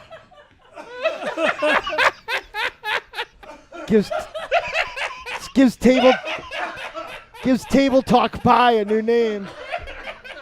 I have to go home. Jesus fucking Christ, he was fucking. It was like someone was saying his name and he couldn't even fucking control himself. No wonder the fucking air conditioner doesn't work. What is? If he does that to the table. Oh, this air conditioner's all fucking clogged up. What the actual fuck? Oh, This fucking guy is talking at his school. This guy's fucking a table. now I'm really wondering what I drained out of that air conditioner earlier. I know. Fucking Aries probably fucking hate. My hate is so palatable it fucking broke the air conditioner. Oh my god. What the fuck? What? At least fucking pour that table some of the Aries hell? whiskey. What the hell is the matter with you? I don't know. And Dominic the fucking donkey is the worst thing that Dominic the donkey never fucked anything.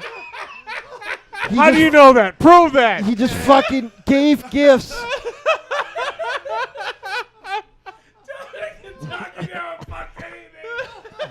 So it's MZ. Yeah. I didn't make Jesus contact. I was Christ. going to the rhythm. Unfucking I'm like believable. Mickey Rourke and Wild Orchid. I'm sorry, are you trying to like justify date rape? Yeah. What the Whoa, fuck whoa, is whoa, this? whoa, whoa, whoa, Johnny. Table, maybe. Jail. No, I was dancing. Michael Raven Shadow is the Harvey Weinstein of IKEA.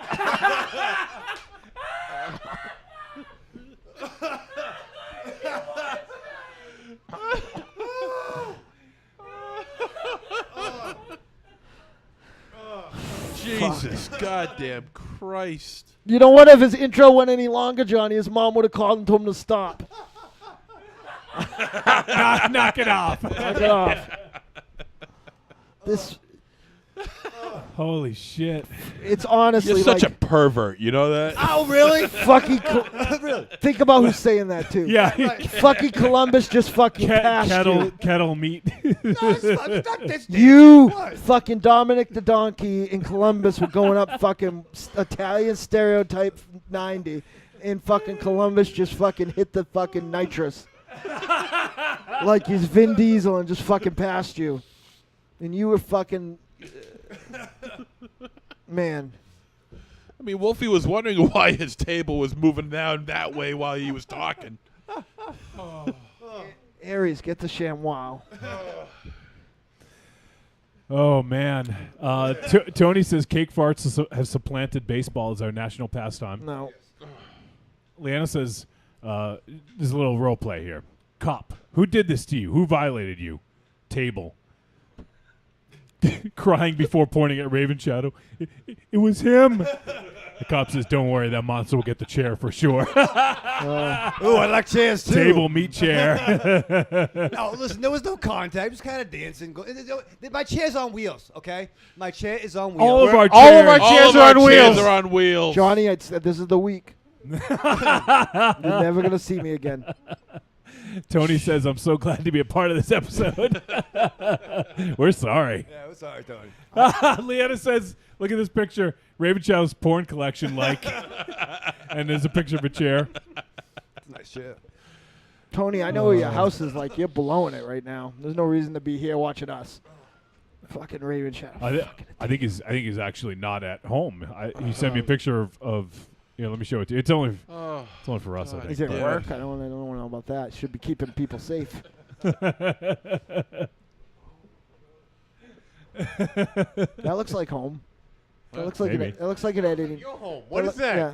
Is he here in the future? Tony, Is he behind us? Tony, you here in the future? Yeah. That looks like an editing bay, maybe. Man. Yeah, I don't fucking know what just happened. I don't like it. Did I even get through your intro? Yes, This I did. is a I did. fucking. Yes, you did. This is Don't a fucking say it again. nightmare. Do you know what this is like?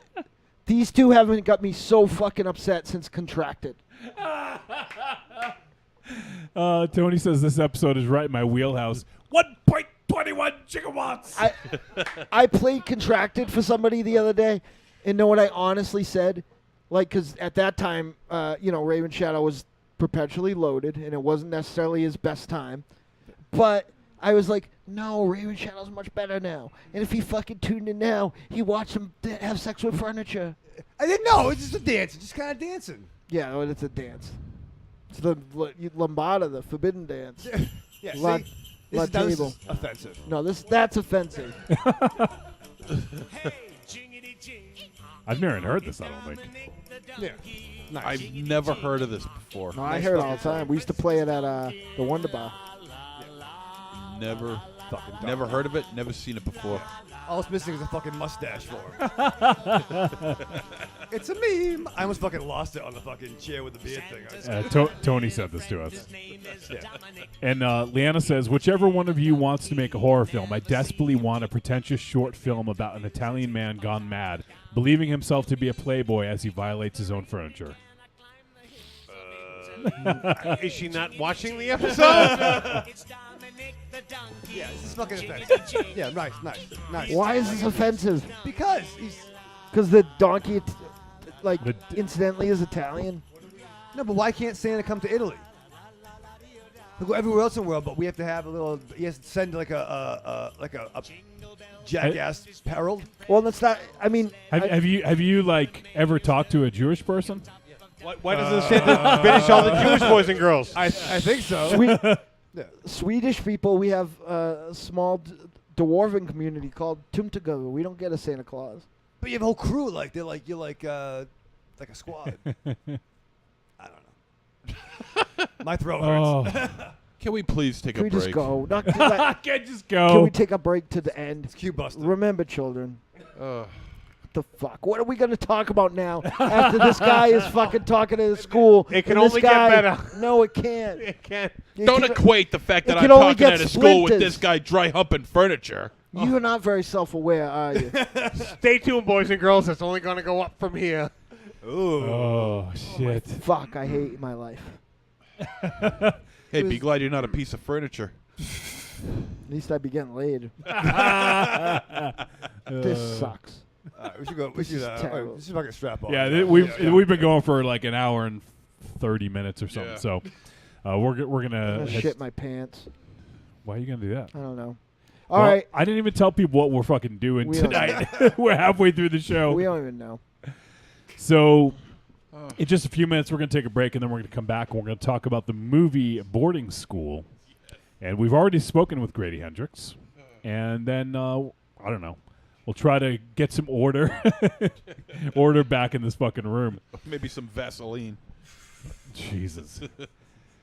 All right, so if you guys want to help support the show, there's a few ways you can do so. Head over to trickortreatradio.com. You can click on the Amazon link and bring it right to Amazon, put on our affiliate code. Everything you purchase in that session gets attributed to us. Doesn't cost them any extra, Raven Shadow. But it helps keep the lights on. We probably want the lights off if you're going to keep doing that, though. Yeah. You fucking peed on a window. You fucked the chair. What is fucking the matter with You you? fucked the table. What is the matter with you? No, one was a long time ago, and that was just. We almost fucking saved a cat this weekend that We didn't did. need saving, and you fucking. I misunderstood. It was just dancing. You're not you're misunderstood. You are misunderstood. All right. Wow. We also have our own Amazon store. If you guys want to head over to amazon.com/shop/the-Deadites. And we keep updating it. Last week we added Preston's book, Our Lady of the Inferno. And this week we're going to add Grady's book, We Sold Our Souls. Once again, pre-order that and let Grady know, and he will sign it for you if you send it to him. So if you guys want, you have to pre-order it, though, if you want that. So go ahead and check out our store. And if you want to, you can just go buy some stuff on our website, trickortreatradio.com.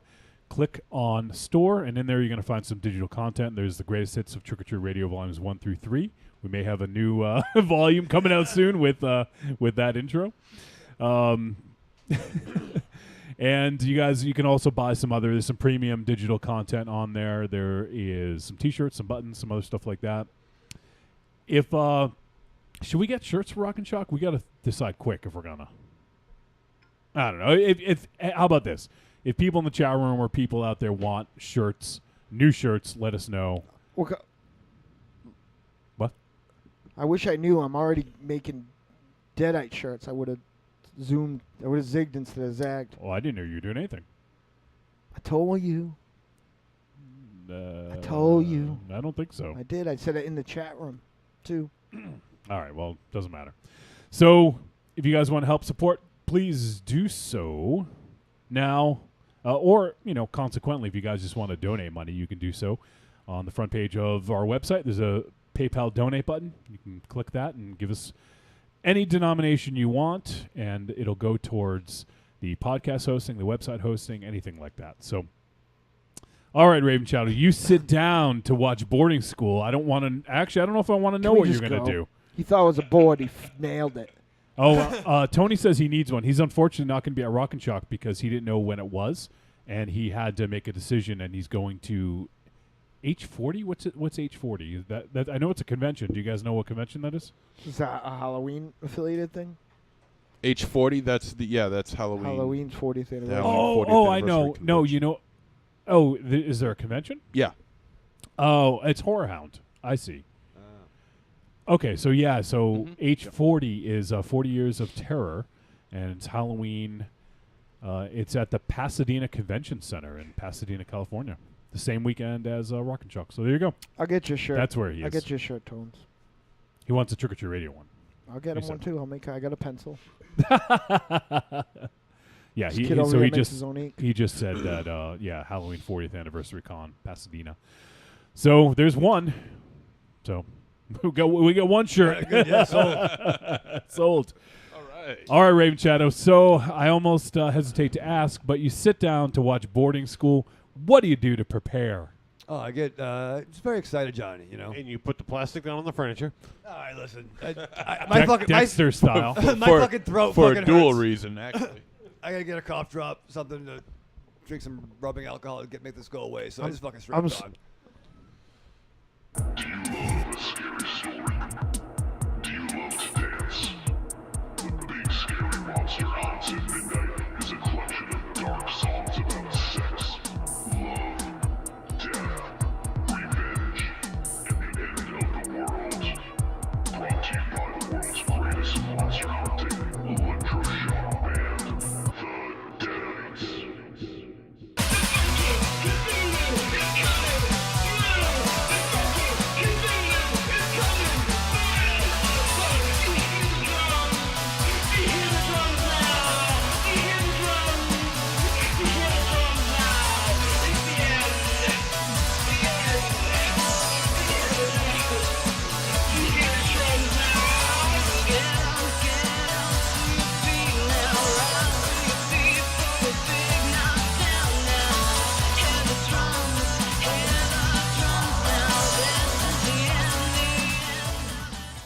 Available on iTunes, Google Music, Amazon, CD Baby, and all other digital distribution sites.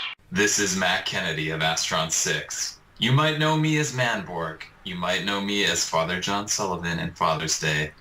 But what's important right now is that you're listening to Trick or Treat Radio. I'm Ruby Burble. What's up, y'all? It's me, the Yeti. Telling all the ladies that they couldn't be more fine and that we should knock those boots like Frankenstein. When I want to get my nerd on, I go to Facebook and I go to the Trick or Treat Radio Facebook group. That's the place where I get to talk about all the hip new horror movies, all the cool comics, Like comics. RPGs, video games, you name it, we're talking about shit on there. And you could not be any cooler if you were the coolest kid in school. Be the first kid on your block to swing their cock over at the Trick or Treat Radio Facebook group. Just go to Facebook, search for Trick or Treat Radio, ask to join, and it's like Nerd Nirvana, baby, without the shotgun blast. This is the Yeti, signing out. See you at the Trick or Treat Radio Facebook group. Follow us on Twitter at The Deadites, TheDeadites.com, and TrickOrTreatRadio.com.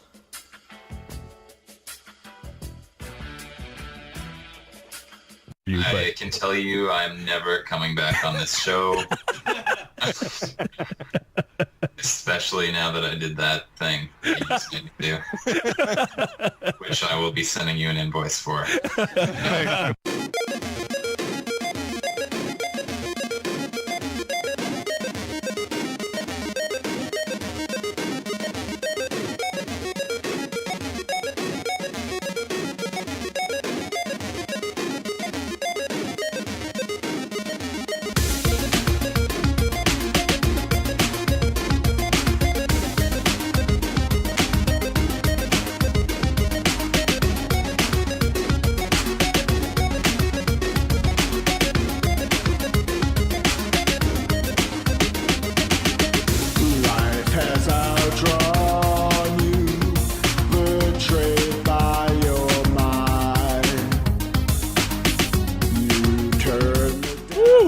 that break. Yeah.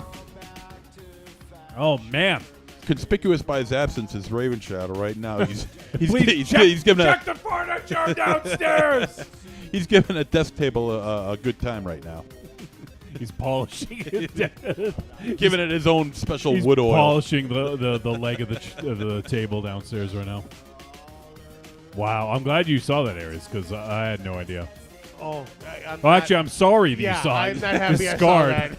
I saw it too. I think he caught more of it, but I did see it happen. Yeah, because it was It right did next to me. happen. Like, Was oh. it like?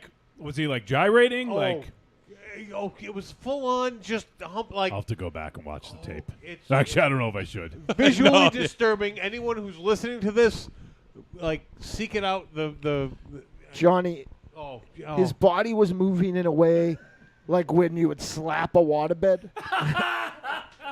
He used to have a waterbed, didn't he? I don't know. Yeah, you might want to What happened to it? consider pouring like sulfuric acid in your eyes if you ever catch it. Keep in mind, he filmed you dancing naked once. I feel like Johnny's eyes are pretty high. Yeah. Tony says Buff Shagwell. That's a great name. All right, so we're going to talk about a flick. What do you guys say? Did we watch a movie this week? Jeez. I think so. Yes, we did. We watched Boarding School. Here comes Sir Thrust a lot now. All right, Bernie and Phil's quality, comfort, and fuck. That's right. Who's your favorite furniture company? You like Rotman's? Jordan's? The one that's in front of him. IKEA?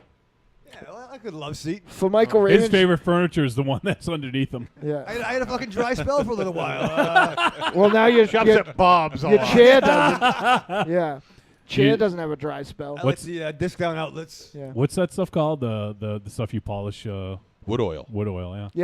Yeah. Fucking. For Michael Ravenshadow, when they fucking give away furniture when the Red Sox win the World Series, that's like fucking a mail order bride. Yeah. So just sit there and let's get ready for the review, Swiffer Dick.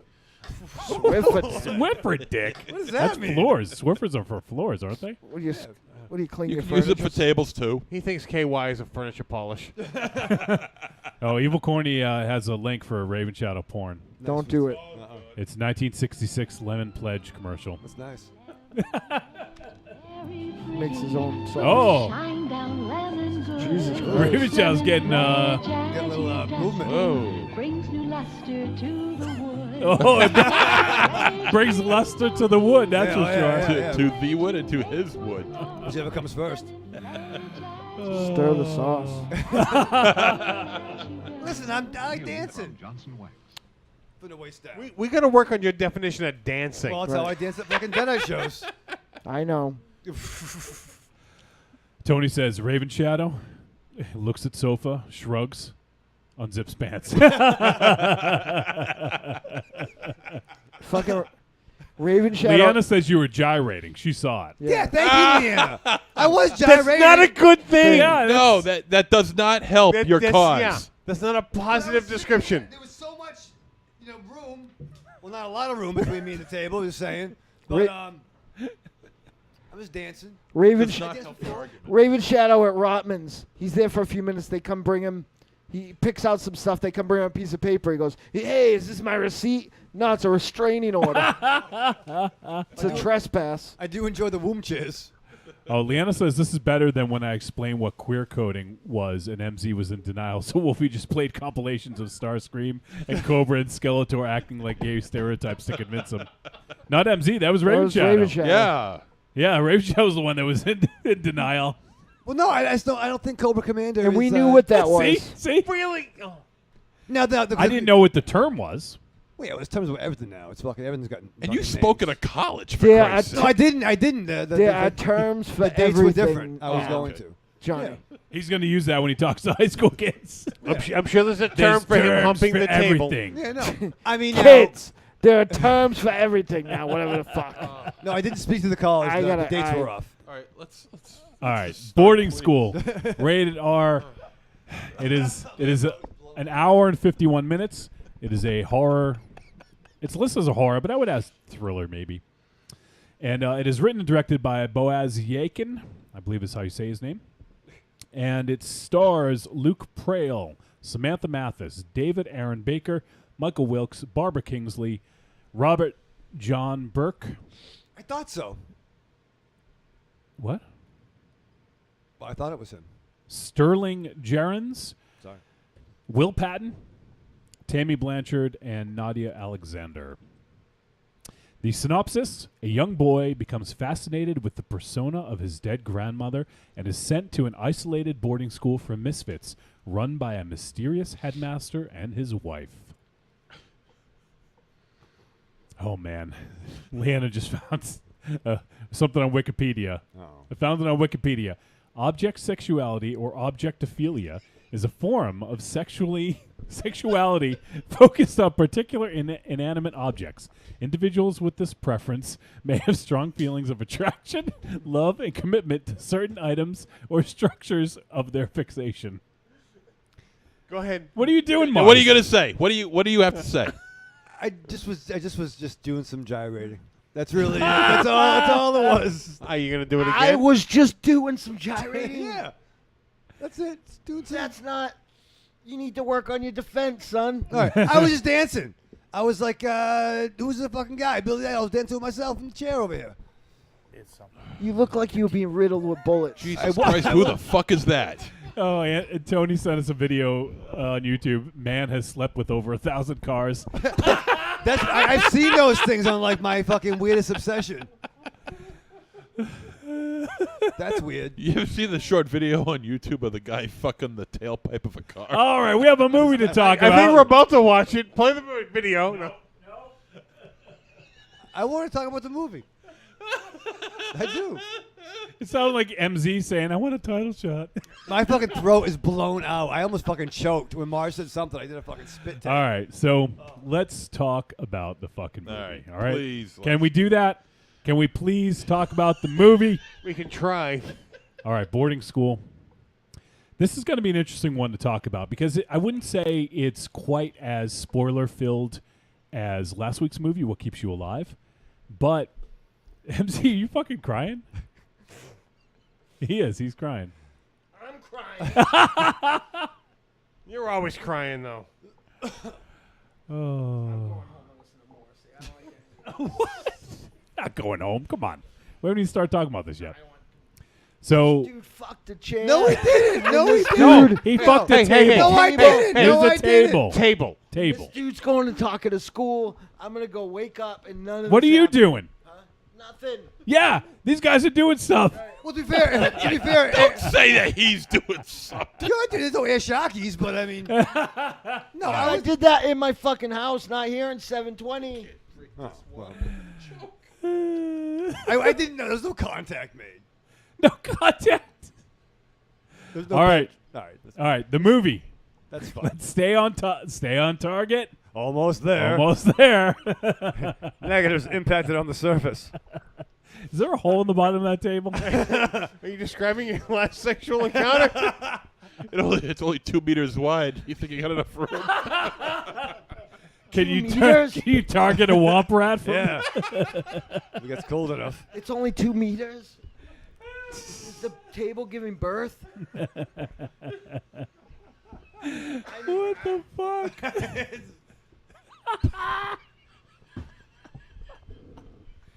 What is going on? First time listeners. We're sorry. Special announcement later on. 320 time listeners, we're also sorry. All right. We got to do this. No, I think. Don't believe Aries' lies. I'm trying to keep it composed. What am I getting blamed for? No, listen. You just, sometimes let certain things go, man. You got to broadcast everything. All right, boarding school. This movie. So we talked a little bit about Boaz. I think it's Boaz Yakin. I think is how you say it. I hope I'm saying his name correctly. But he's directed some very interesting sort of set of movies. He did Fresh was his first film. He did Remember the Titans. He Good did movie. He did Max, that movie about the dog last couple years ago.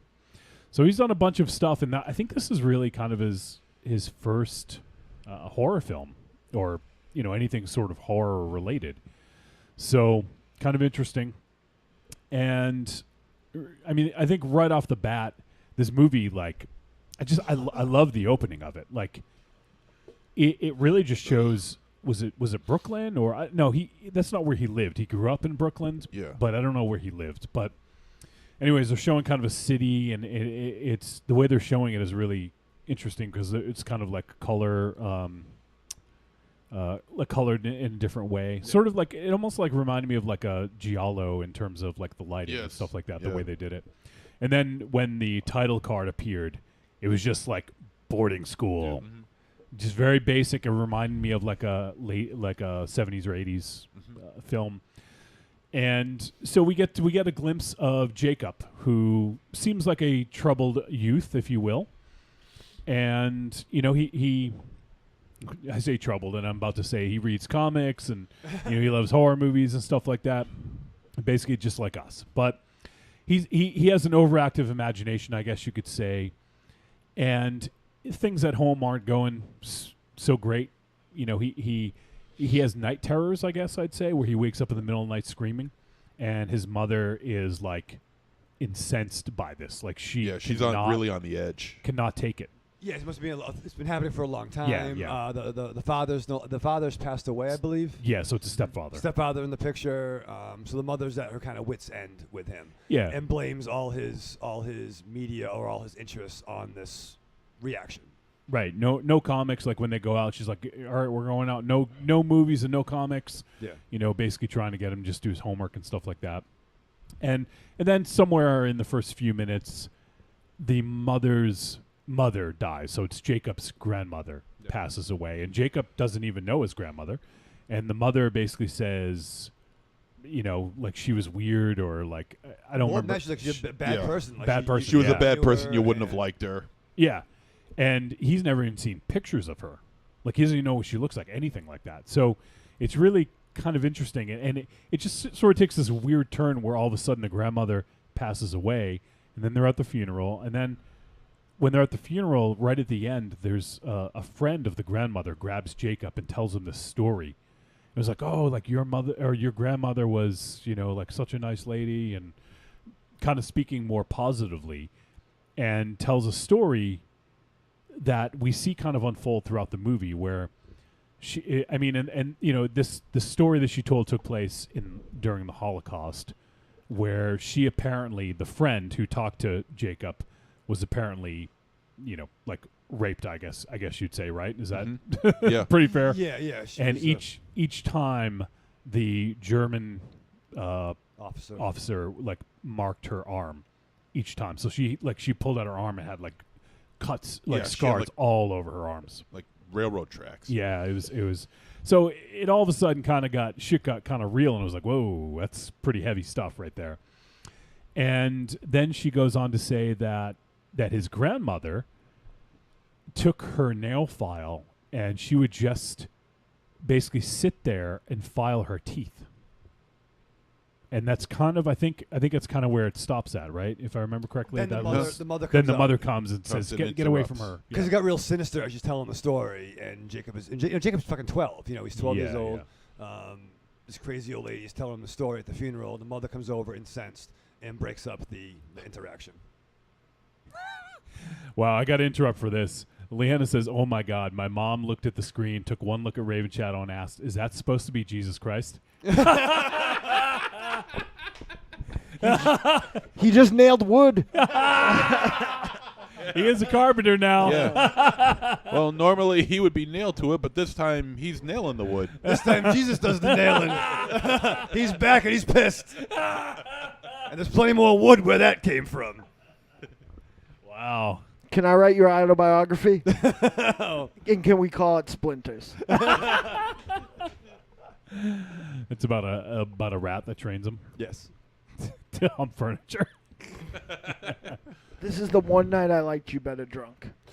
Wow. Listen, I just did trying something different. It didn't work, so all right. We'll move on. Back to the movie. Yes. So right in the beginning, there's it gives you the time of when the movie takes place, and it just says the 90s. Yeah.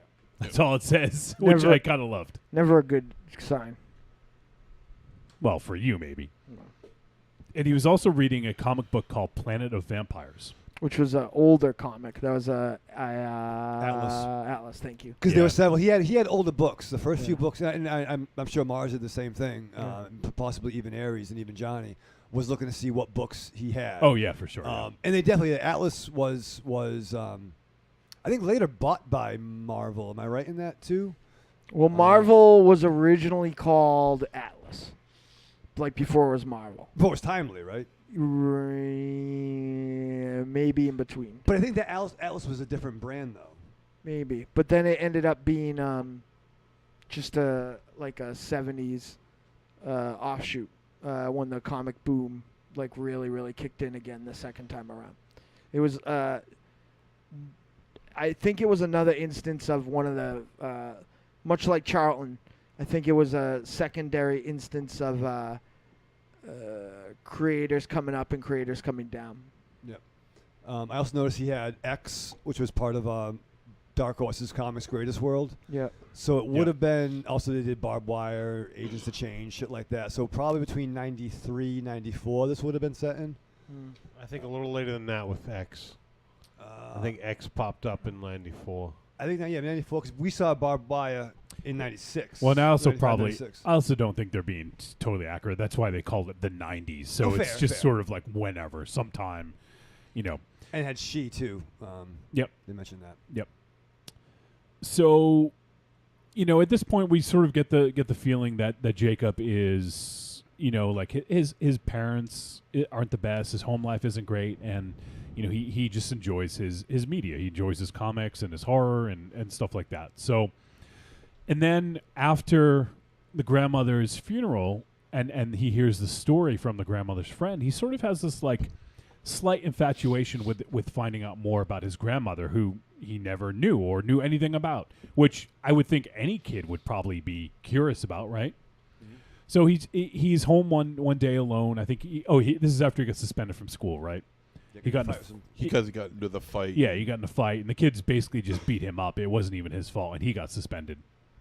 So he's home, and you know the mom told him no movies, no TV or whatever. It's supposed to just be doing his homework, and then he starts going through some of the stuff from the grandmother, and he finds like a dress with pictures in it. So he pulls out the pictures and starts looking through the pictures of the grandmother, sees what she looks like and stuff.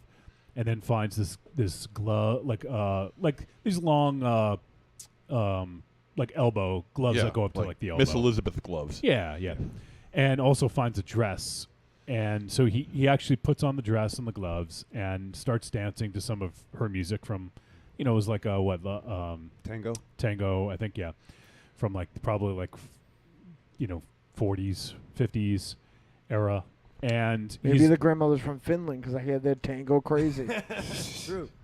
So he's dancing around, and the stepfather comes in and catches him dancing around in women's clothes, which, I mean, I guess as a kid maybe that's weird. I mean, it's weird. In the 90s. In the 90s. I think in lots of years it's when your 12-year-old come home. And Well, that's I'm talking about the dad. I'm talking about the dad coming in and seeing that. Like if you're the kid, you probably are embarrassed. If you're the dad, you're probably like, what the fuck is wrong with this kid? You know? Horrified. In the 90s. No. But just, in the 90s. I mean, in the 90s. I was dancing around in women's clothes in the 90s. A one-time incident, I don't think is that unusual.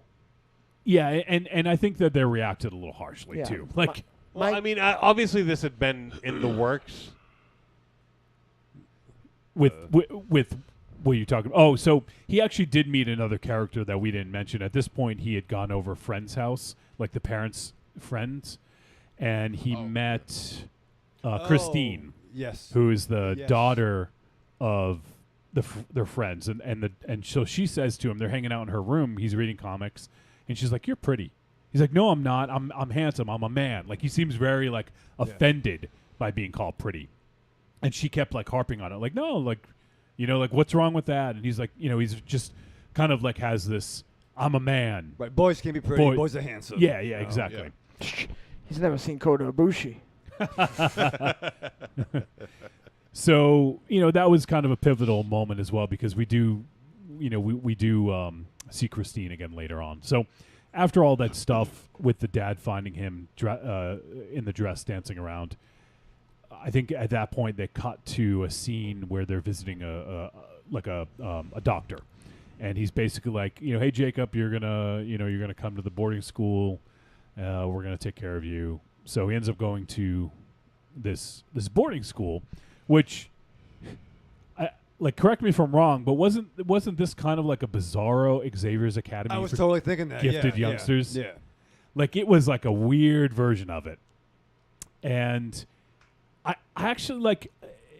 At this point, we have like a big tonal shift where we're just with Jacob, and then all of a sudden we're with was there like 6 or 7 of them? I think 7 total. Yeah, it was 7 when the other arrival came. Yes. So there's 7 kids, and like each has their own thing. They all have issues, whether they're demonstrative or personality or just their parents don't want them or whatever. Like there's some sort of issue with each of them. We'll put the issues in quotation marks. Yes. Right. So we have Jacob, who obviously his stepdad caught him, and plus he had trouble at school. So it wasn't just catching him in a dress. Because the dad said he wasn't going to tell the mother that. Yeah, because the mom didn't know anything about the dress thing. So it was just that he was having trouble at school and not sleeping. Yeah, he had these night terrors and stuff like that. So, and then we meet the rest of the cast. And we had Michael the table fucker. No. We had Dominic. Let's see. What's Columbus. Phil? There was Phil. Well, I want to leave Phil till the end. Oh, okay. I'm trying to remember the name of John? The other kid. Hold on. It was the one who had Tourette's. Yeah. Frederick. Frederick was the one with Tourette's. Yeah. And Frederick and Elwood. And Elwood was the large sort of slow kid. Like in the movie, they use the R word.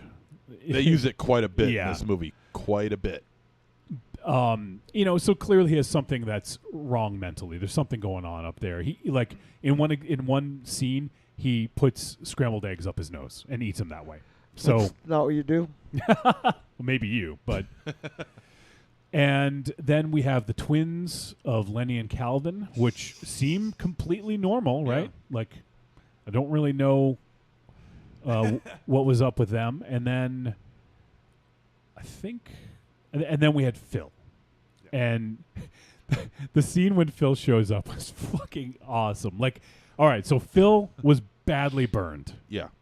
Like, we had some comparisons off air that I don't think we're gonna mention because it's pretty mean. Like, but the thing is, the kid was a little bit of a caricature. Like, I think it was supposed to be a little overboard because it didn't look like a burn. It looked the makeup looked like Rocky Dennis. It did. Yeah, it did look a little more like Rocky Dennis. Really? From I thought he was like a mix-up of like Adam Curry and Shaka from Land of the Lost. Yeah. Oh yeah. I could see that. Yeah.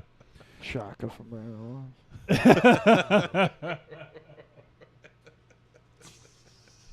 Wow. So that wasn't his name either. It was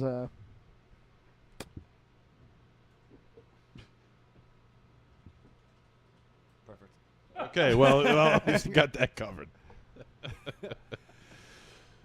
So Phil, when we meet Phil, Jacob he's in bed. Is he just about to fall asleep, or was he already asleep? He was already asleep, right? He was already asleep. He woke up, and there's Phil literally at him. looking straight at him. Yeah. And like, you got to think, like, At a someone, close distance, too. Yeah, you're meeting someone for the first time, and their face is badly burned, and they look like, it's exaggerated a little bit in the movie.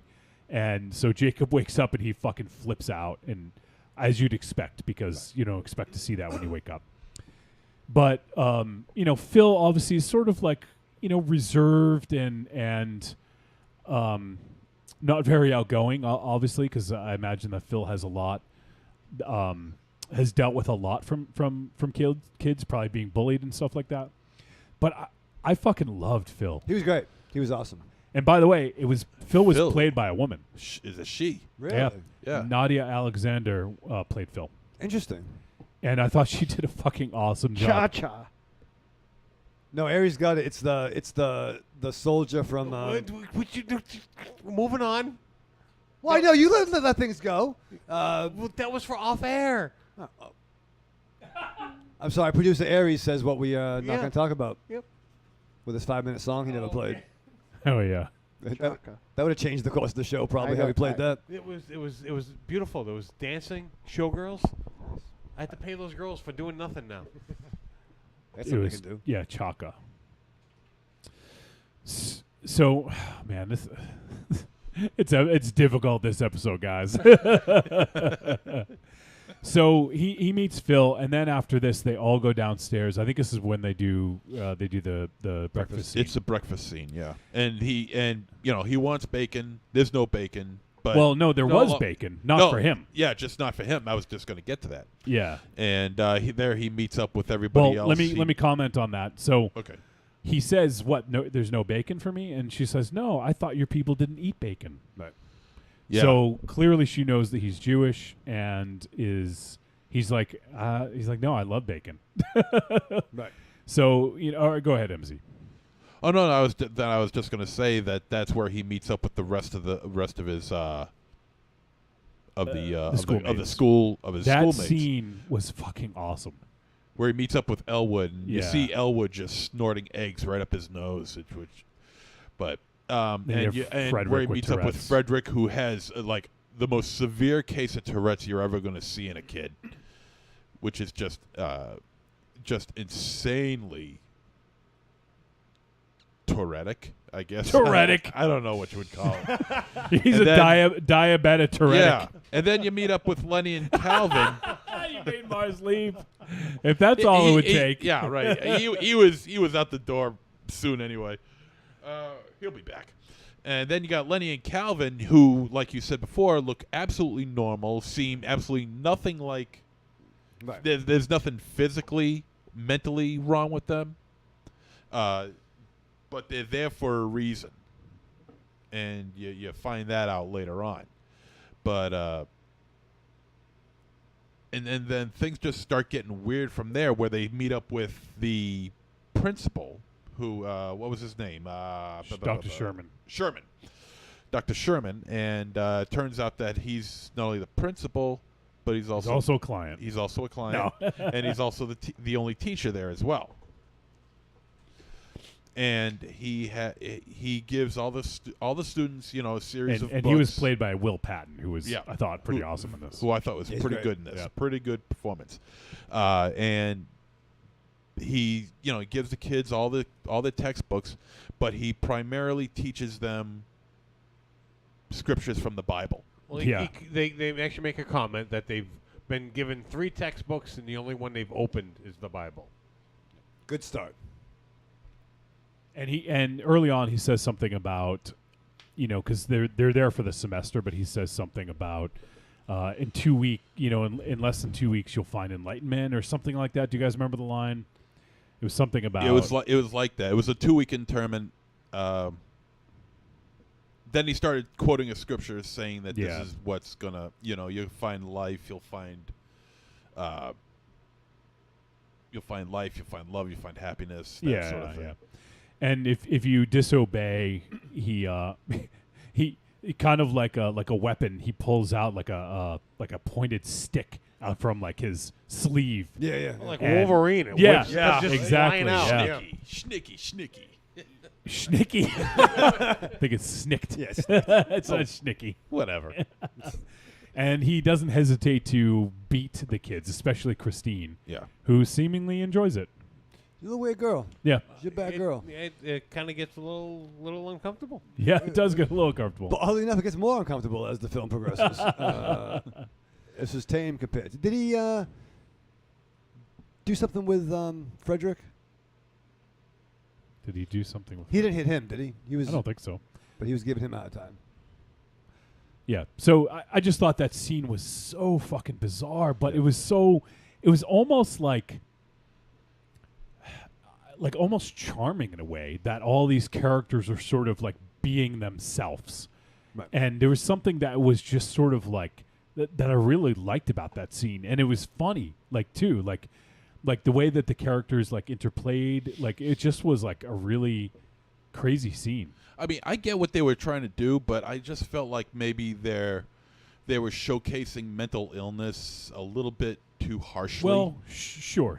That I mean, just to separate one character from another. Oh, this one does this. Oh, this one does that. Then they exaggerate it so you can really like separate the characters from one another. This movie really Tarantino'd it. There was 90% setup to a 10% punchline. Yeah. And I don't think that necessarily gives too much away, but I would agree with that. There is a lot of setup in this too, that leads to like the finale, I guess. And but along the way, I could see some people not liking this, but I think along the way there was enough like charm inherent in these characters and then in their interactions. Like, I really enjoyed the interaction with Jacob and Elwood. Like, I thought that was interesting, like a good dynamic.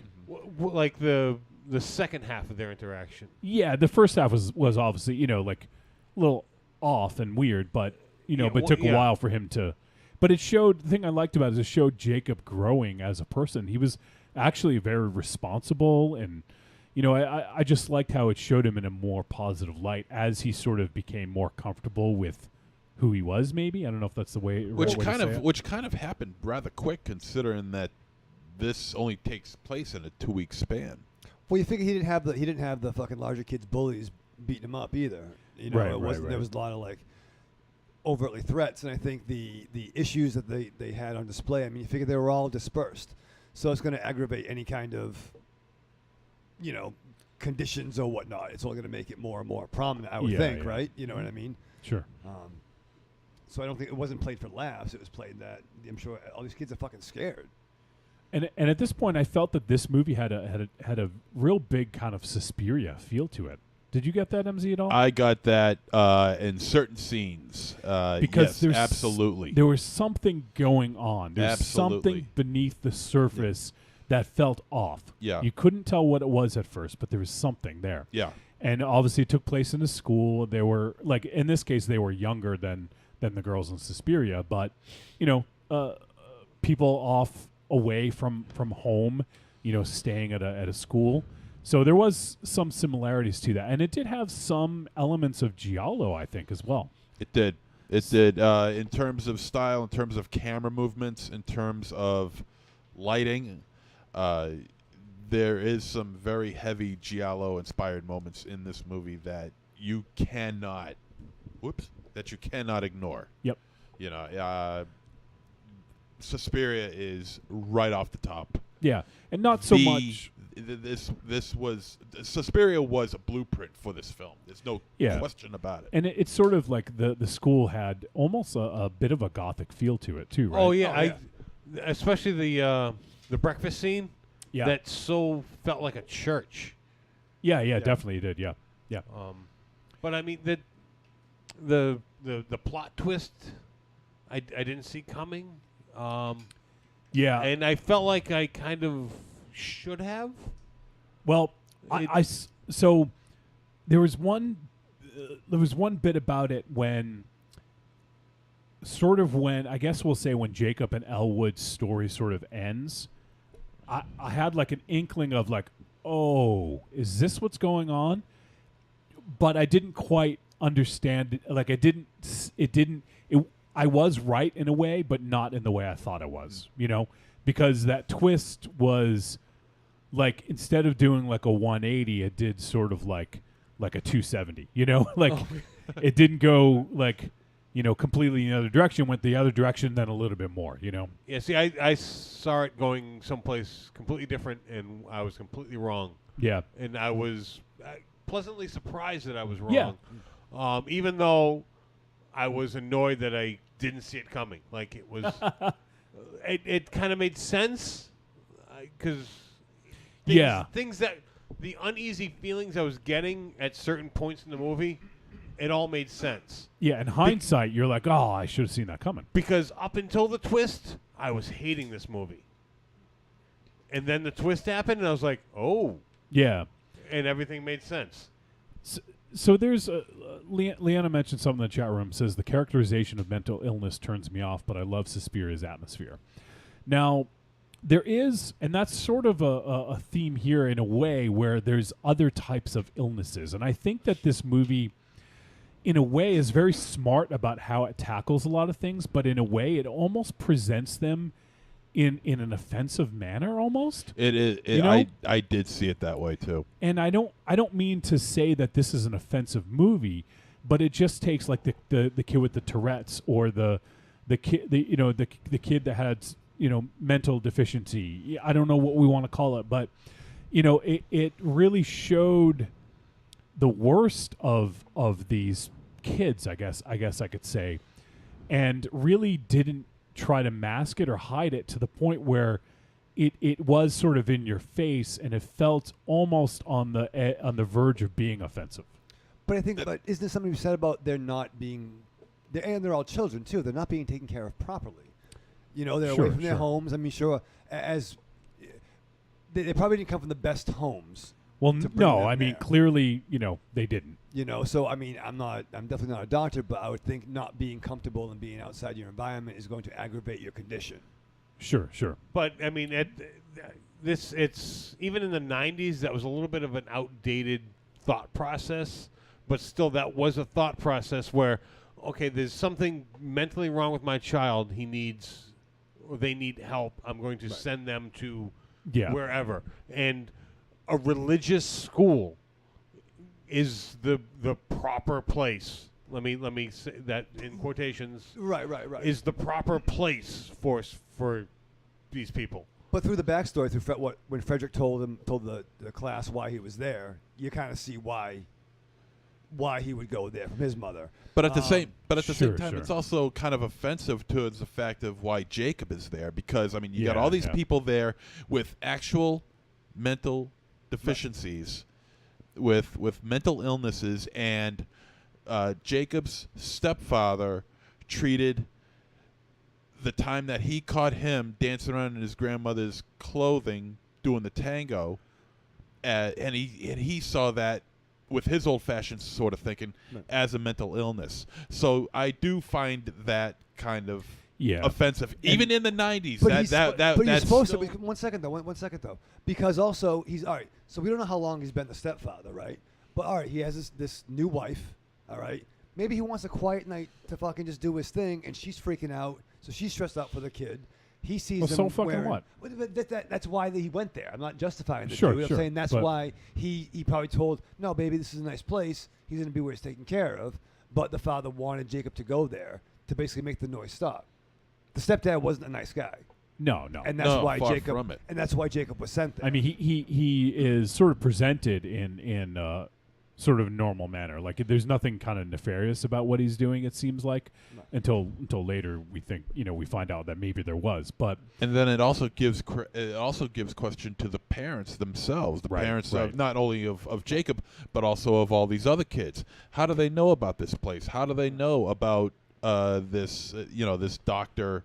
Well, Well, it's just a school. Also it's a school that's designed to help people with mental illness. And right or wrong, all these children are perceived to have a mental illness.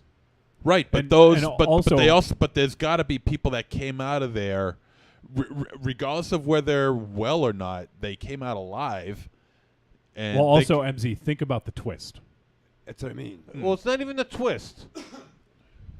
Because what they signed up for may not have necessarily been what they what they were going to get, So I think that there is definitely like a breach of contract sort of in a way going on there. So the one thing I did want to mention, Sterling Gerrans, the actress who plays Christine, looked like a young Jennifer Connelly, didn't she? Yeah.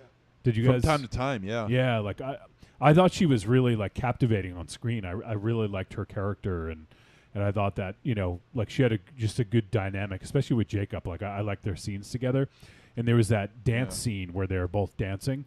Oh yeah. Which I thought was pretty awesome. Easy. Leave the table alone. No, it's very intense. Shut up. You telling me to shut up? Nah, these guys, you're cool. You telling me to shut up? You're cool. Yeah, he controls your mic. I like what you're doing. You're all right. And so at this point, we're about like Jake. You can see Jacob sort of growing as a character and interacting with the kids differently, and one of them ends up meeting a grisly end, I guess we'll say. And it's interesting because that sort of brings out some new feelings about who did this or how they did it, and it just created this sort of uneasy feeling. And I thought that was an interesting place to put it as well. So we're now like about 80 minutes into the movie when most movies are wrapping up, and I still didn't know where this movie was headed at this point in time. But I was in. But I was still engaged. Yeah, absolutely. But 80 minutes in, you feel like you're gonna know where it's heading, but I had no idea. And I like that. And I think that this kept you like breadcrumbed you along just enough that it's like, what's going to happen next? Like, where's this going? And, I think they did a good job of sort of letting you, just giving you just enough to keep you going, So there's, let me see, Leanna says, I mean, true, Yelp didn't exist, but the 90s still had criticism of things like gay conversion therapy and so on. I don't know. I was born in the 90s, but I think a religious boarding school is harder to sell than a normal private school. Yeah. They existed. They did. They definitely existed. But I would imagine that most of these, if you see this movie, Leanna, and you see the parents, I think you'd probably understand. There's a particular parent that obviously, let's just say she's not a lot of empathy to that particular parent. Right. And so I think sort of as we get into like we start to wind this down a little bit, I was trying to get an understanding of what was going on, like what is going on with this movie, and ultimately what was it exploring, like. And I feel like a lot of it had to do with how it feels like to be a kid, like when you grow up as a kid, you feel alone, you feel like scared and vulnerable. And also, it almost gives you a sense of what it's like to be a parent as well. And I was going to leave this for my verdict, but I guess maybe it'll bear. It might bring about conversation. But I actually think that this would pair fairly well with Pyewacket, in the sense that there are some similar themes, but almost in reverse. Where in Pyewacket, the girl wished her mother was dead. Like that was, I wish you were dead, blah, blah, blah. And in this, it's almost like the parents don't care about the kids and they don't care what happens to them. So it's almost like you almost get what you wish for sometimes. Yeah. And, I thought that it was sort of an interesting, just an interesting examination. I feel like it was almost like a meta view on how parents, like their worst feelings about kids. And I think right now Raven Shadow was a former father, I guess you could say, and Aries was a dad. 15 fucking years to say. I still am. Oh, he moved off now. He's he left the nest. Are you trying to say he doesn't need me anymore? Is that what you're trying to say? We need you though, Aries. Keep the checks coming. More money. Yeah. So like you guys could probably speak to this more, but I imagine, and maybe you don't want to admit it. If you don't want to admit it, that's fine. But I imagine there's times like you want to send your fucking kid away. Like. Yeah. I mean, and I'm sure every fucking parent wants. To be fair, right. Fucking crew. And I'm not saying they would. I'm just saying like there's probably like even like small moments where like, God, I wish I was just alone for a little while. That thought enters every parent's head. Yes. Small moments, like about 5 or 6 hours a day. Well, and that's kind of what I mean. Like it's almost like the fantasy of like, I wish you would just go away for a little while, and it's almost like they get what they wish with this boarding school. Yeah. So I almost feel like it's like these thoughts, and then the kids, in a sense, like they feel like outcasts, especially these kids. Right. And when they get to this school, they're with other outcasts, and they feel even more outcast almost because they're like, I'm not like that person at all.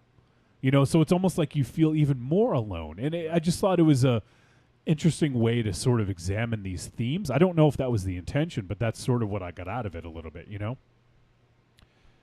So I thought that was interesting. And Another thing we haven't touched on is the parallel between the grandmother's story and Jacob's. Now, we see these sort of flashbacks to the grandmother. Right. You know, I told the story about how she was in a Holocaust survivor, and she's sharpening her teeth with a fucking nail file. So we sort of see her story unfold throughout the movie as Jacob sleeps. Like, he dreams about his grandmother. So I don't know if there's some supernatural sort of element at play or if he's just imagining how it went. Well, channeling what she did for survival. Right. You know, and what do you do when?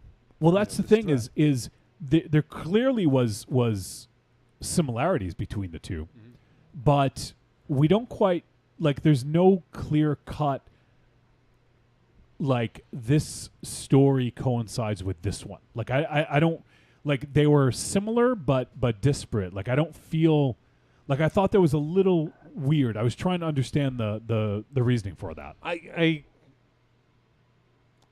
I think I understand the connection. I don't want to say it on Okay. air. Yeah. And I'm certainly not saying that there wasn't, but it was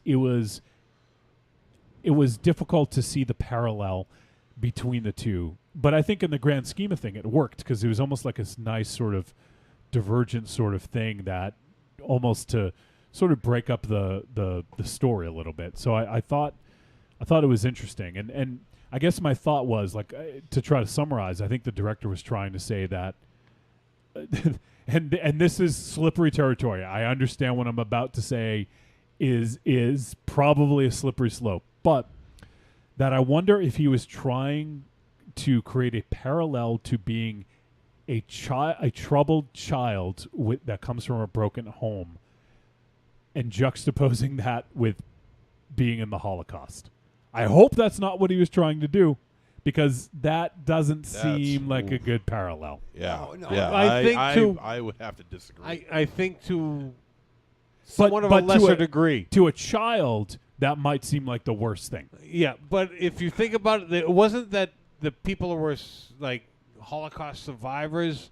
I think they were kind of trapped by a Nazi, not necessarily Sure. the all the Nazis, one Nazi. So it was, even though it was Jews and Nazis, it wasn't necessarily a Holocaust thing. Yeah, It was a Nazi taking advantage of the situation. Sure. I could see the parallel there more. Yeah. Yeah. Well, I so think it was. I guess I'm not having the full capability of explaining it, but the though it is Nazis and Jews, it's not the. Oh crap! I'm just gonna stop talking. No.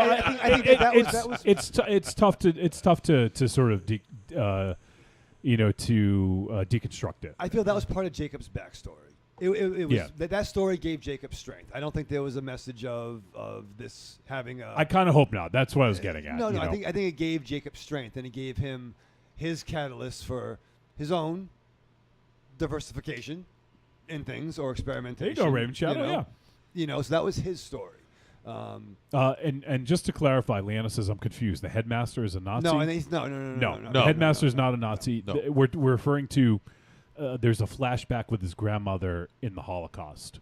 Yeah. So we're basically trying to talk about to see if there's any parallels between that sort of flashback or dream scenes versus what's happening to Jacob. So we're not saying that the headmaster was a Nazi.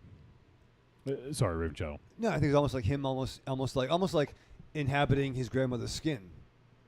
Yeah. As like a protection. That's thing. how I looked at it too. Actually, Well, I mean, because he's willing to, by putting on her clothes, it's almost like wearing her body, and I don't know about that. Well, but you know what I mean. I mean in a he's using it for strength in a soul sort of sense. It's almost like a uniform or like a costume. Like. It I think in a way that did give him strength. It was definitely did as the story progressed. And I think maybe whatever heat he had with his mother, she hates this woman so much. Because you notice how he does get stronger as he puts it on. and then when he's like full, the last, full out with the yeah, makeup and everything. Be right? careful. And he's and what? Be careful. Spoiler? Spoilers. Oh, okay. Sorry. I don't want to. No. I think we can go No, here. I think I might spoil. I think Okay. you might be right if I. I do think I it. saw where you were going. That's why I'm like. At least he wasn't humping a table. But I think I think we're onto something here. This is why I like discussing these, because I think it's helping me to sort of parse out what we saw. And I think that yes, I think the grandmother gave him strength. I think fucking table fucker nailed it. Sorry, Raven Shadow. No, I think you're right there though.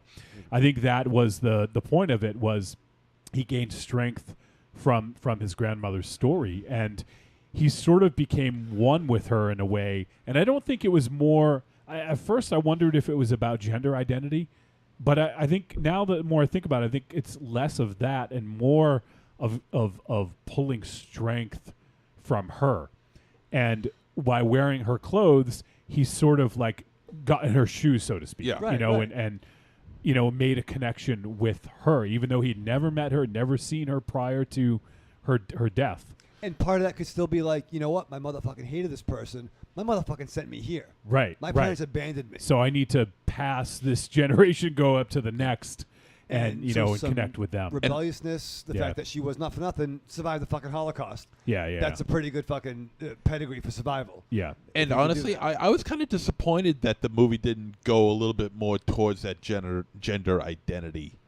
Well, that's thing. what I yeah. That could have been. I mean, granted, it could have been a whole that would have been a whole different movie, But I just feel like it really could have, Well, I think gone the into movie, that whole gender identity thing. It was enough for what the movie needed it to be.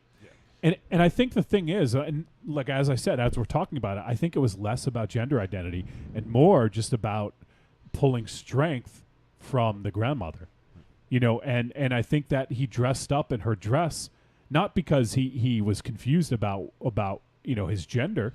I think it was just he wanted to kind of like be in her shoes and to connect with her in a way, and how else are you going to do that, and as he became sort of more in tune with her, and then towards the end when he wears the gloves and the dress and he's got the makeup on, that's when he's sort of at his strongest. Right. So I think that he does pull strength from her memory, and it's sort of an interesting. So that's why I do think that I'm kind of with you, MZ. Like it would be interesting to explore that, but the more I think about it, the less I think it was about gender identity and more about just pulling strength from the grandmother, because she was a fucking survivor. Like honestly, like when you think about someone who's a survivor, like that's probably one of the first things you think of in terms of the ultimate survival throughout history, right? I mean, at least what we learn of in school, Yeah. I mean, nobody files their teeth for kicks, Right. So yeah, it is interesting to think of it in those terms, and that's why I absolutely think that now the more we talk about it, I think the more I'm kind of on that train of thought is that it wasn't the gender, it had nothing to do with his gender. It was just that he wanted to get closer to his grandmother and that he never knew. But you could get a whole different movie out of this if they explored that gender. The gender situation. You could make it a whole different. You movie. could. I mean, you could probably get a whole. You could get a whole half. Keep that one half of the movie, or at least 40% of that first part of the movie. Then concentrate on the gender identity on the last 60%. You can have a whole different movie, and I think it would turn out just as good. And they were playing with that towards the end too, with another character. But also too, meanwhile, these are kids. It wasn't like 90210. Yeah, where 12, there was like 12 13, 14 maybe. Yeah, at most there can't be any more than 14 than 50. I think they actually said their age at the beginning. Like the synopsis said 12. Yeah, I think they were actually. Yeah. 12 is what they said, that they were going to be 12. Yeah, because he said, I'm almost 13. She's like, that's 12. But and then he said, well, how old are you? And she says, almost 13. Yeah. But even in real life, that kid can't be more than 16, right? Oh, I don't know. Yeah, I mean, I don't know. I tried looking him up. What his age is. It doesn't show. So. He was real good in this, by the way. The whole cast was fucking great. Yeah, I thought the Oh, whole Luke cast was Prale? great, but Luke Prale Yeah. was This kid was great. especially good. And I thought, even though the character Phil was under a lot of makeup the entire runtime, I thought that the actress who played Phil was quite good. Yeah, she was able to emote. Nadia Alexander was. I didn't know yeah. it was a girl. Yeah, even the voice, like you could. Now I can see that. I can hear that. I guess. Yeah, but I love the Phil character, and I think that really, like, I think all these characters sort of helped Jacob grow in a way, and I think especially Phil, sort of, Phil being like I love the stars Yeah. in the room, and Phil was very anal about where they went, and That would have been such and such if. Yeah. Jacob Oh yeah, didn't it's fuck like it he's up. complaining about it Yeah. afterwards. yeah. Yeah, it was like Jacob was kind of building his own super team too. Yeah, no, exactly, and that's kind of why it had, like, without superpowers, it did in a way have this sort of like X-Men feel to Like it. a dark almost. Xavier school with the worst powers meets a really shitty Breakfast Club. Right. One kid has Tourette's. One kid snorts eggs up his nose. It's like better than the Grant Morrison. And smears shit on his hand. too. That was fucking gross. So, all right. Do you guys have anything else before we head to the verdict on this one? No, I don't want to. Anything else would veer into the spoiler territory. All right. So let's head to the verdict. Trick or treat, baby. I wonder if people would say you're a trick or a treat. Trick or treat, motherfucker. All right. It is verdict time. We're going to tell you whether this flick was a trick or treat and any final thoughts we may have. And by the way, Dynamo wasn't feeling well. He's had a headache for like a week. Oh, so he really did leave. I think he did. Oh. Is his bag gone? Yeah, he took everything with him. So he said that he was probably going to leave early. I didn't. Oh, I think he okay. just didn't want to interrupt the show. So, but yeah, he's. I don't know. It's not my place to talk about his medical stuff, but he's been. I think he's even gone to the doctor. So, Okay. So it's not just like a headache. So yeah. So we'll find out. Maybe we can text him and see what his verdict was. But let's go around the room. Raven Shadow. Boarding school. They're like, oh man, this would be like fucking boring school. But no, I was really fucking enamored, man. And once again, I don't know. I thought I might hate this, but I was fucking locked in. Yep, long setup. But I think the payoff really fucking worked, and there's definitely some things in this movie I've not seen before. Yeah, there was a few things. It I was think. quite a Yeah, bit. yeah. I did have I spaced this out watching it. Right. And then somebody came in and watched part of a certain scene. I'm like, well, let me give you a setup of what happened so far.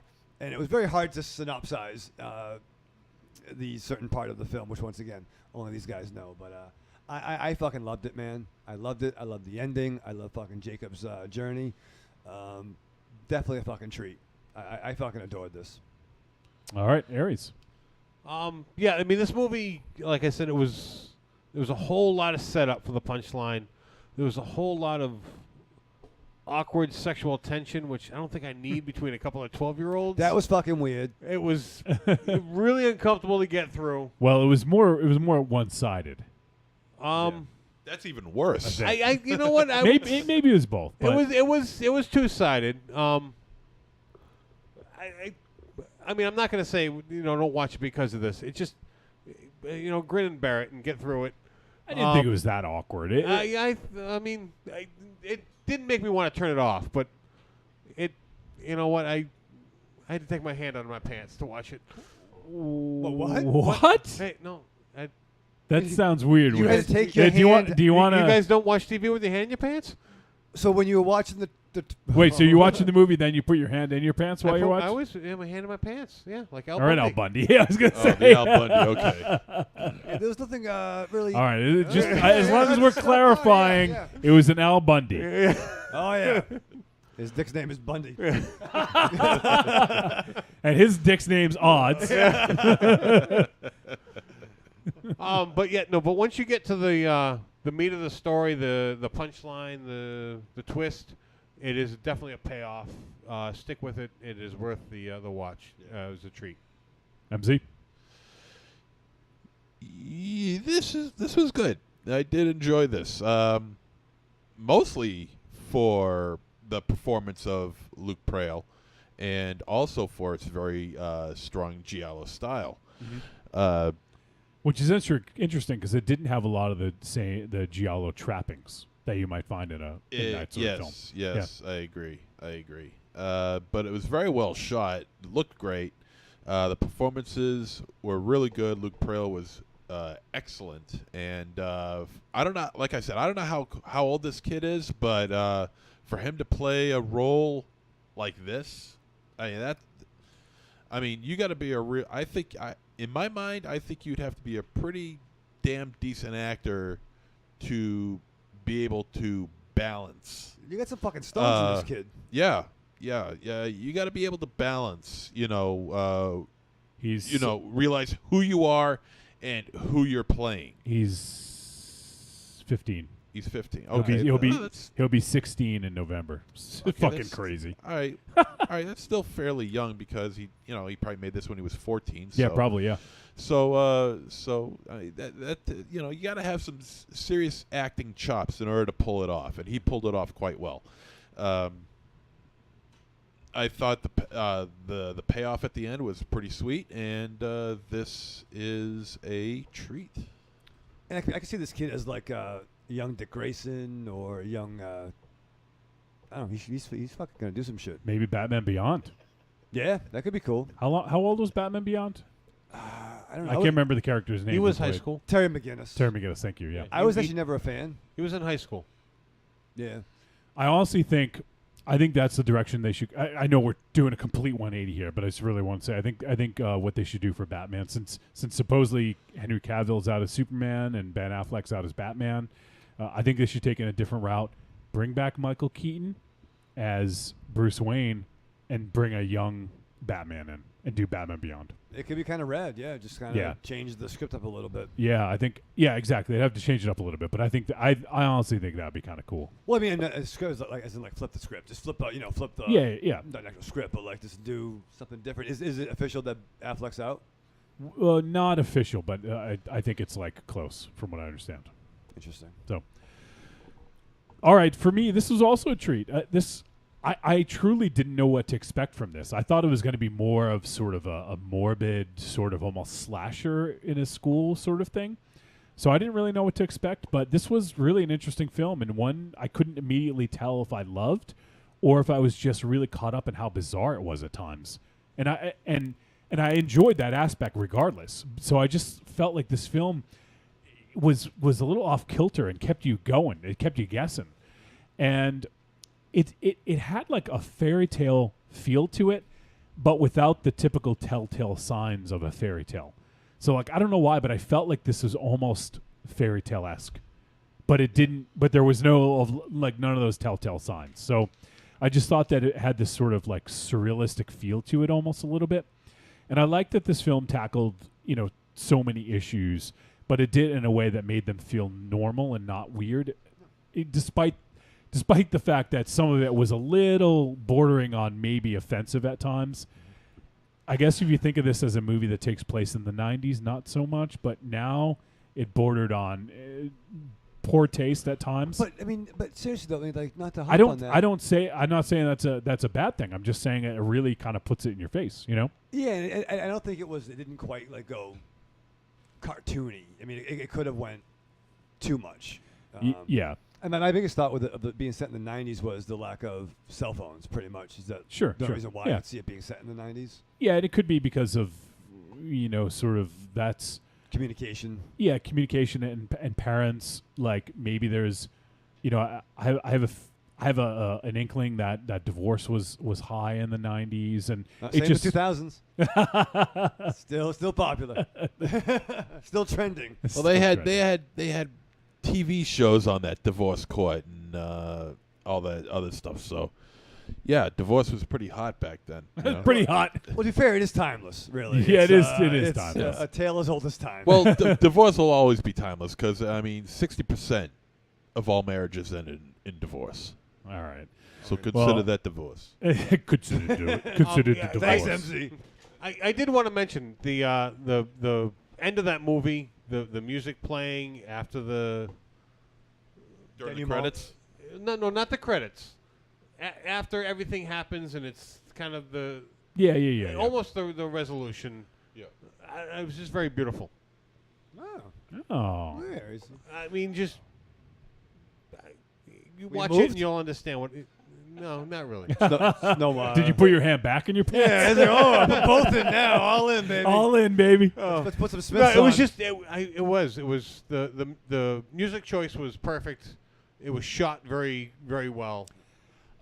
I really love the very end of the movie. Yeah. And until we talked about it, like just, within the last 20 minutes or so, I was thinking that I wanted to get a deeper exploration into Jacob's gender identity, but now I think it's less about that and more about gaining strength from his grandmother, which is an interesting thing as well, and it is if in a way like a strong like feminine message, right, of like gaining strength from his grandmother. So I think in a way it does do good, as opposed to exploring gender identity, it does a different kind of service to Jacob and to like a female character, Oh, yeah. So I think ultimately, though, I really felt that this film was about how difficult it is being a child and how difficult it can be to raise a child, and kind of like we talked about how, children just kind of want to be left alone. And then when they get what they want, maybe that's not what they want. And sometimes parents don't want kids. They want to be left alone as well. And maybe when they get what they want, that's not what they want. So I just thought that was like an interesting way to sort of to show that. And I think and I also I think Phil was one of my favorite characters in a movie so far this year.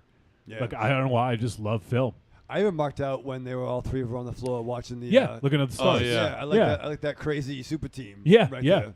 yeah, exactly. There's a lot of nice little moments in this, and it was a nice story. Like there was a lot of twists and turns in it, and it kept you guessing. I really like that. And this is definitely not for everyone. I know some people are just not going to like this flat out, but I really enjoyed it, and I thought it was a different, interesting movie. So if you're looking for something a little bit different, I would definitely recommend checking out Boarding School.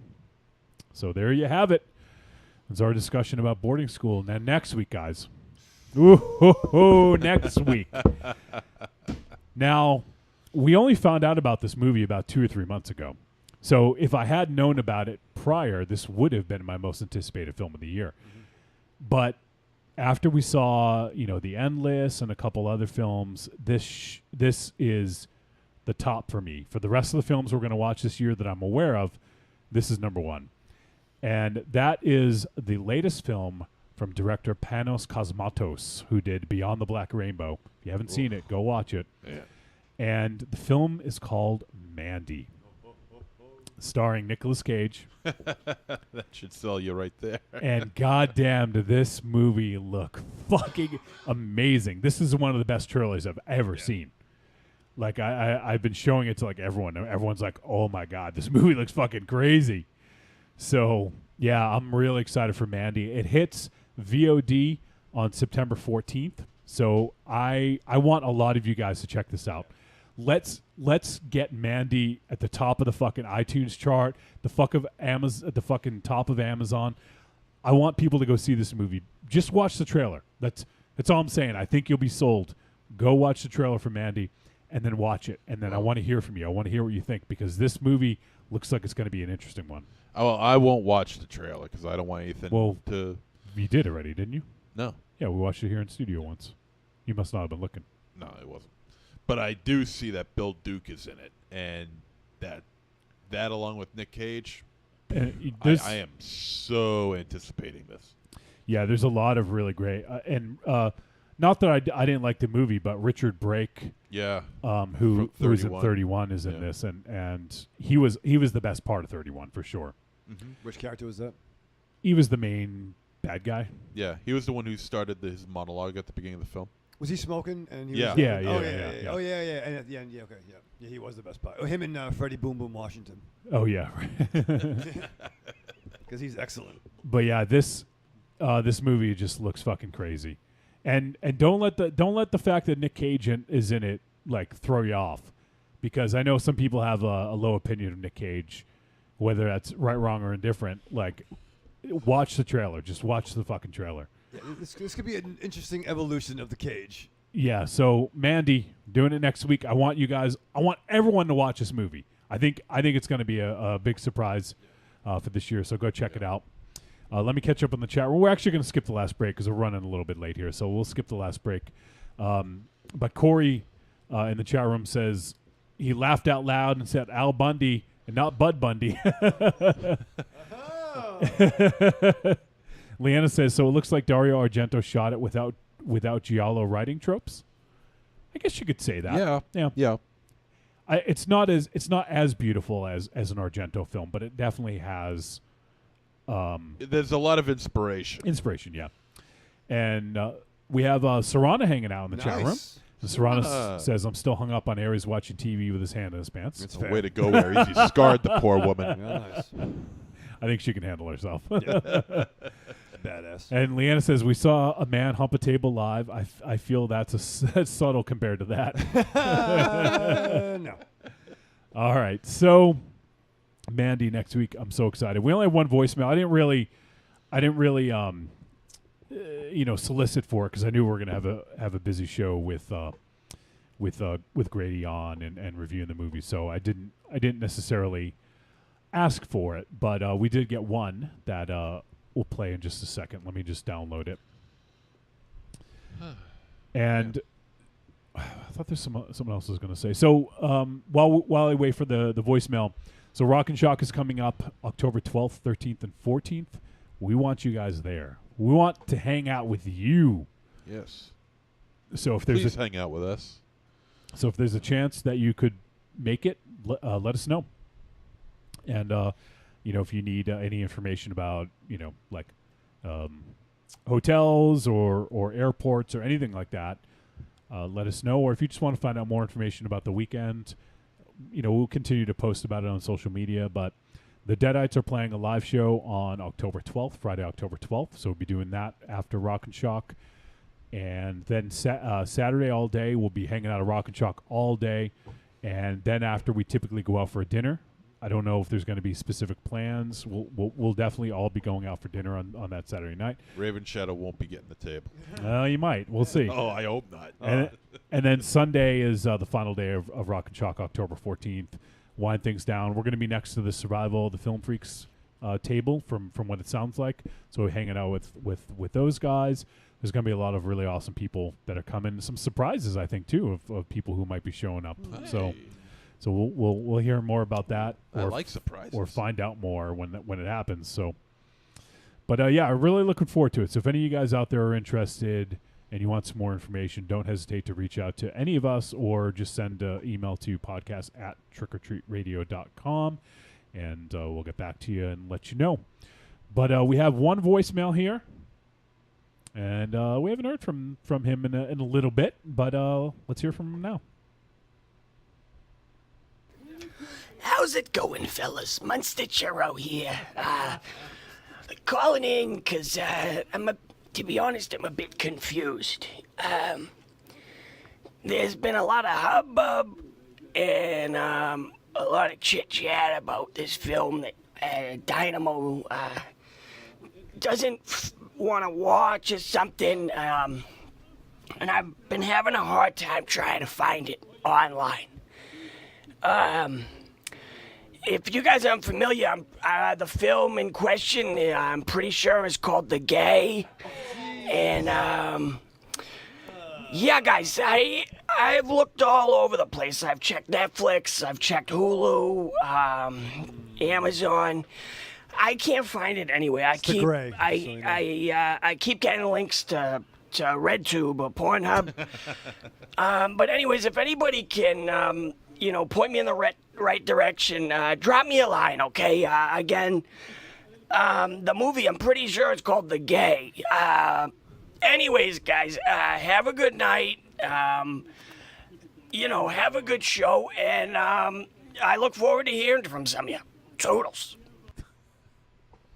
It's definitely the Gray. Yes, Liam Neeson. Liam Neeson, the Gray. Yes. Gray. Wow. But truth be told,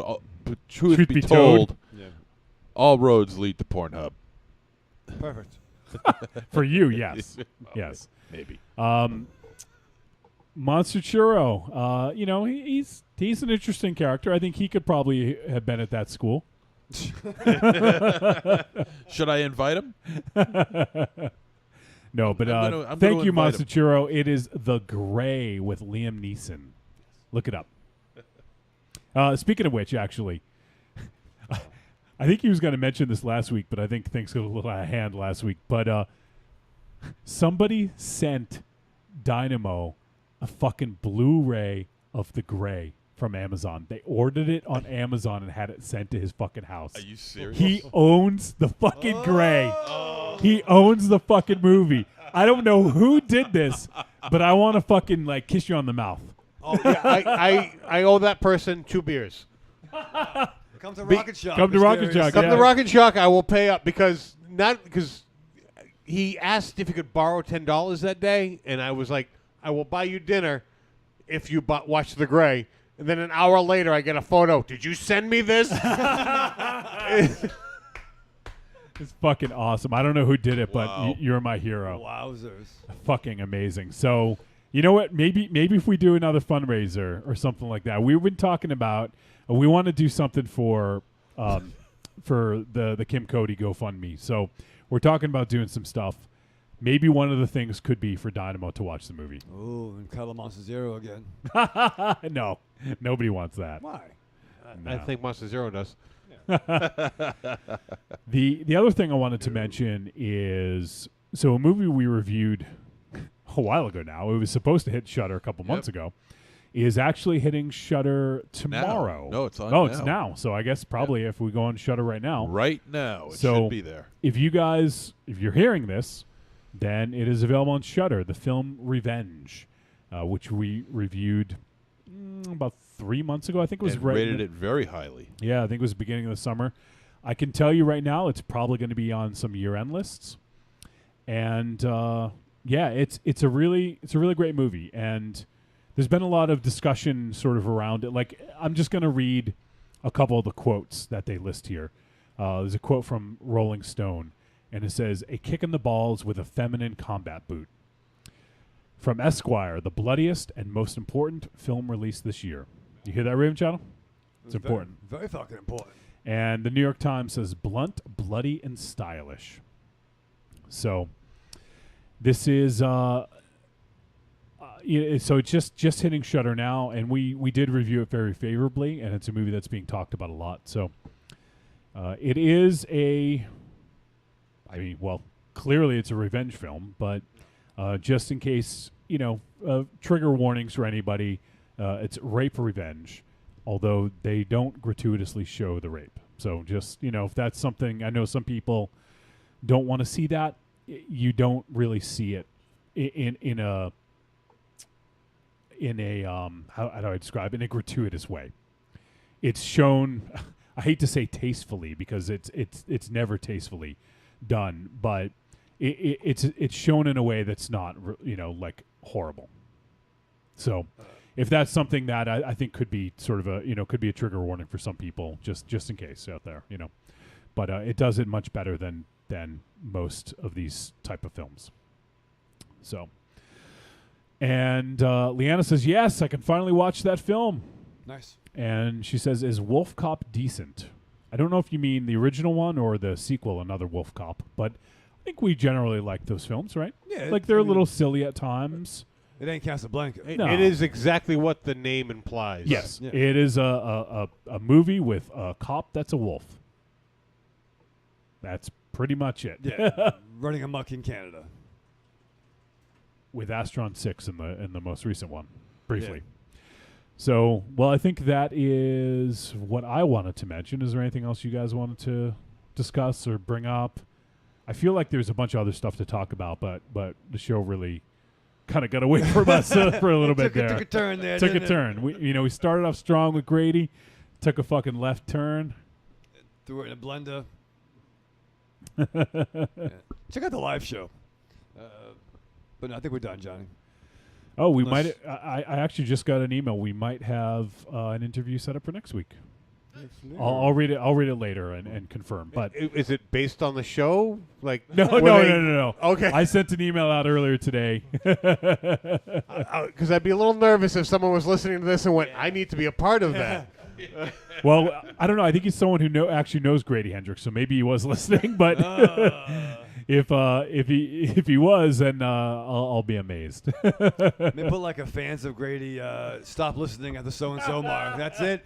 Yeah, fans of Grady. Yeah. As soon as he hangs up, you should hang up too. It's like in and out like the fucking Royal Rumble. That's it. That's all you need. That's- Like what was it? Luke, the Bushwhacker, I think it was. Who had the shortest one? Was it him? Yeah. I think it was Luke. Yeah. I think someone topped it. I think it was so too. Santino Morello or something like that. Yeah. Topped it one year. But so it looks like we may have a guest next week. We'll confirm that, and we're also going to do Mandy. So man, like if this guest comes through, if it's definite, next week's going to shape up to be a fucking great show. So But we'll fuck it up. somehow we'll find a Yeah, way. yeah. We'll find a way. Yeah, of course. It's going pretty good there for a little bit. All right. Well, I guess that's it. So let's say our goodbyes, MC. Arrivederci, douchebags. Aries. Goodbye. By the way, Leanna says, please tell Grady Hendrix Raven Shadow fuck the table. Do not tell him that. One time that happened. One time. No, it was like 3 times in the span of a couple seconds. Well, yeah. All right, Raven Shadow, say goodbye. Live fast, love hard, die with your mask on. Ooh, love hard. Yeah, baby. Yeah. Hardwood. Love hardwood. As Mars would say, remember, children, wherever you go, there you are. Next week, Mandy, watch it. Probably have a guest. If you do watch Mandy, send us your review. I want to hear it. I want to hear what you fucking think about that movie. And to everyone who participated in the live show, everyone who tuned in, any fans of Grady Hendrix that listen to the show, we're sorry. And we're sorry to IKEA. They're no longer a sponsor. All right, we'll see you guys next week.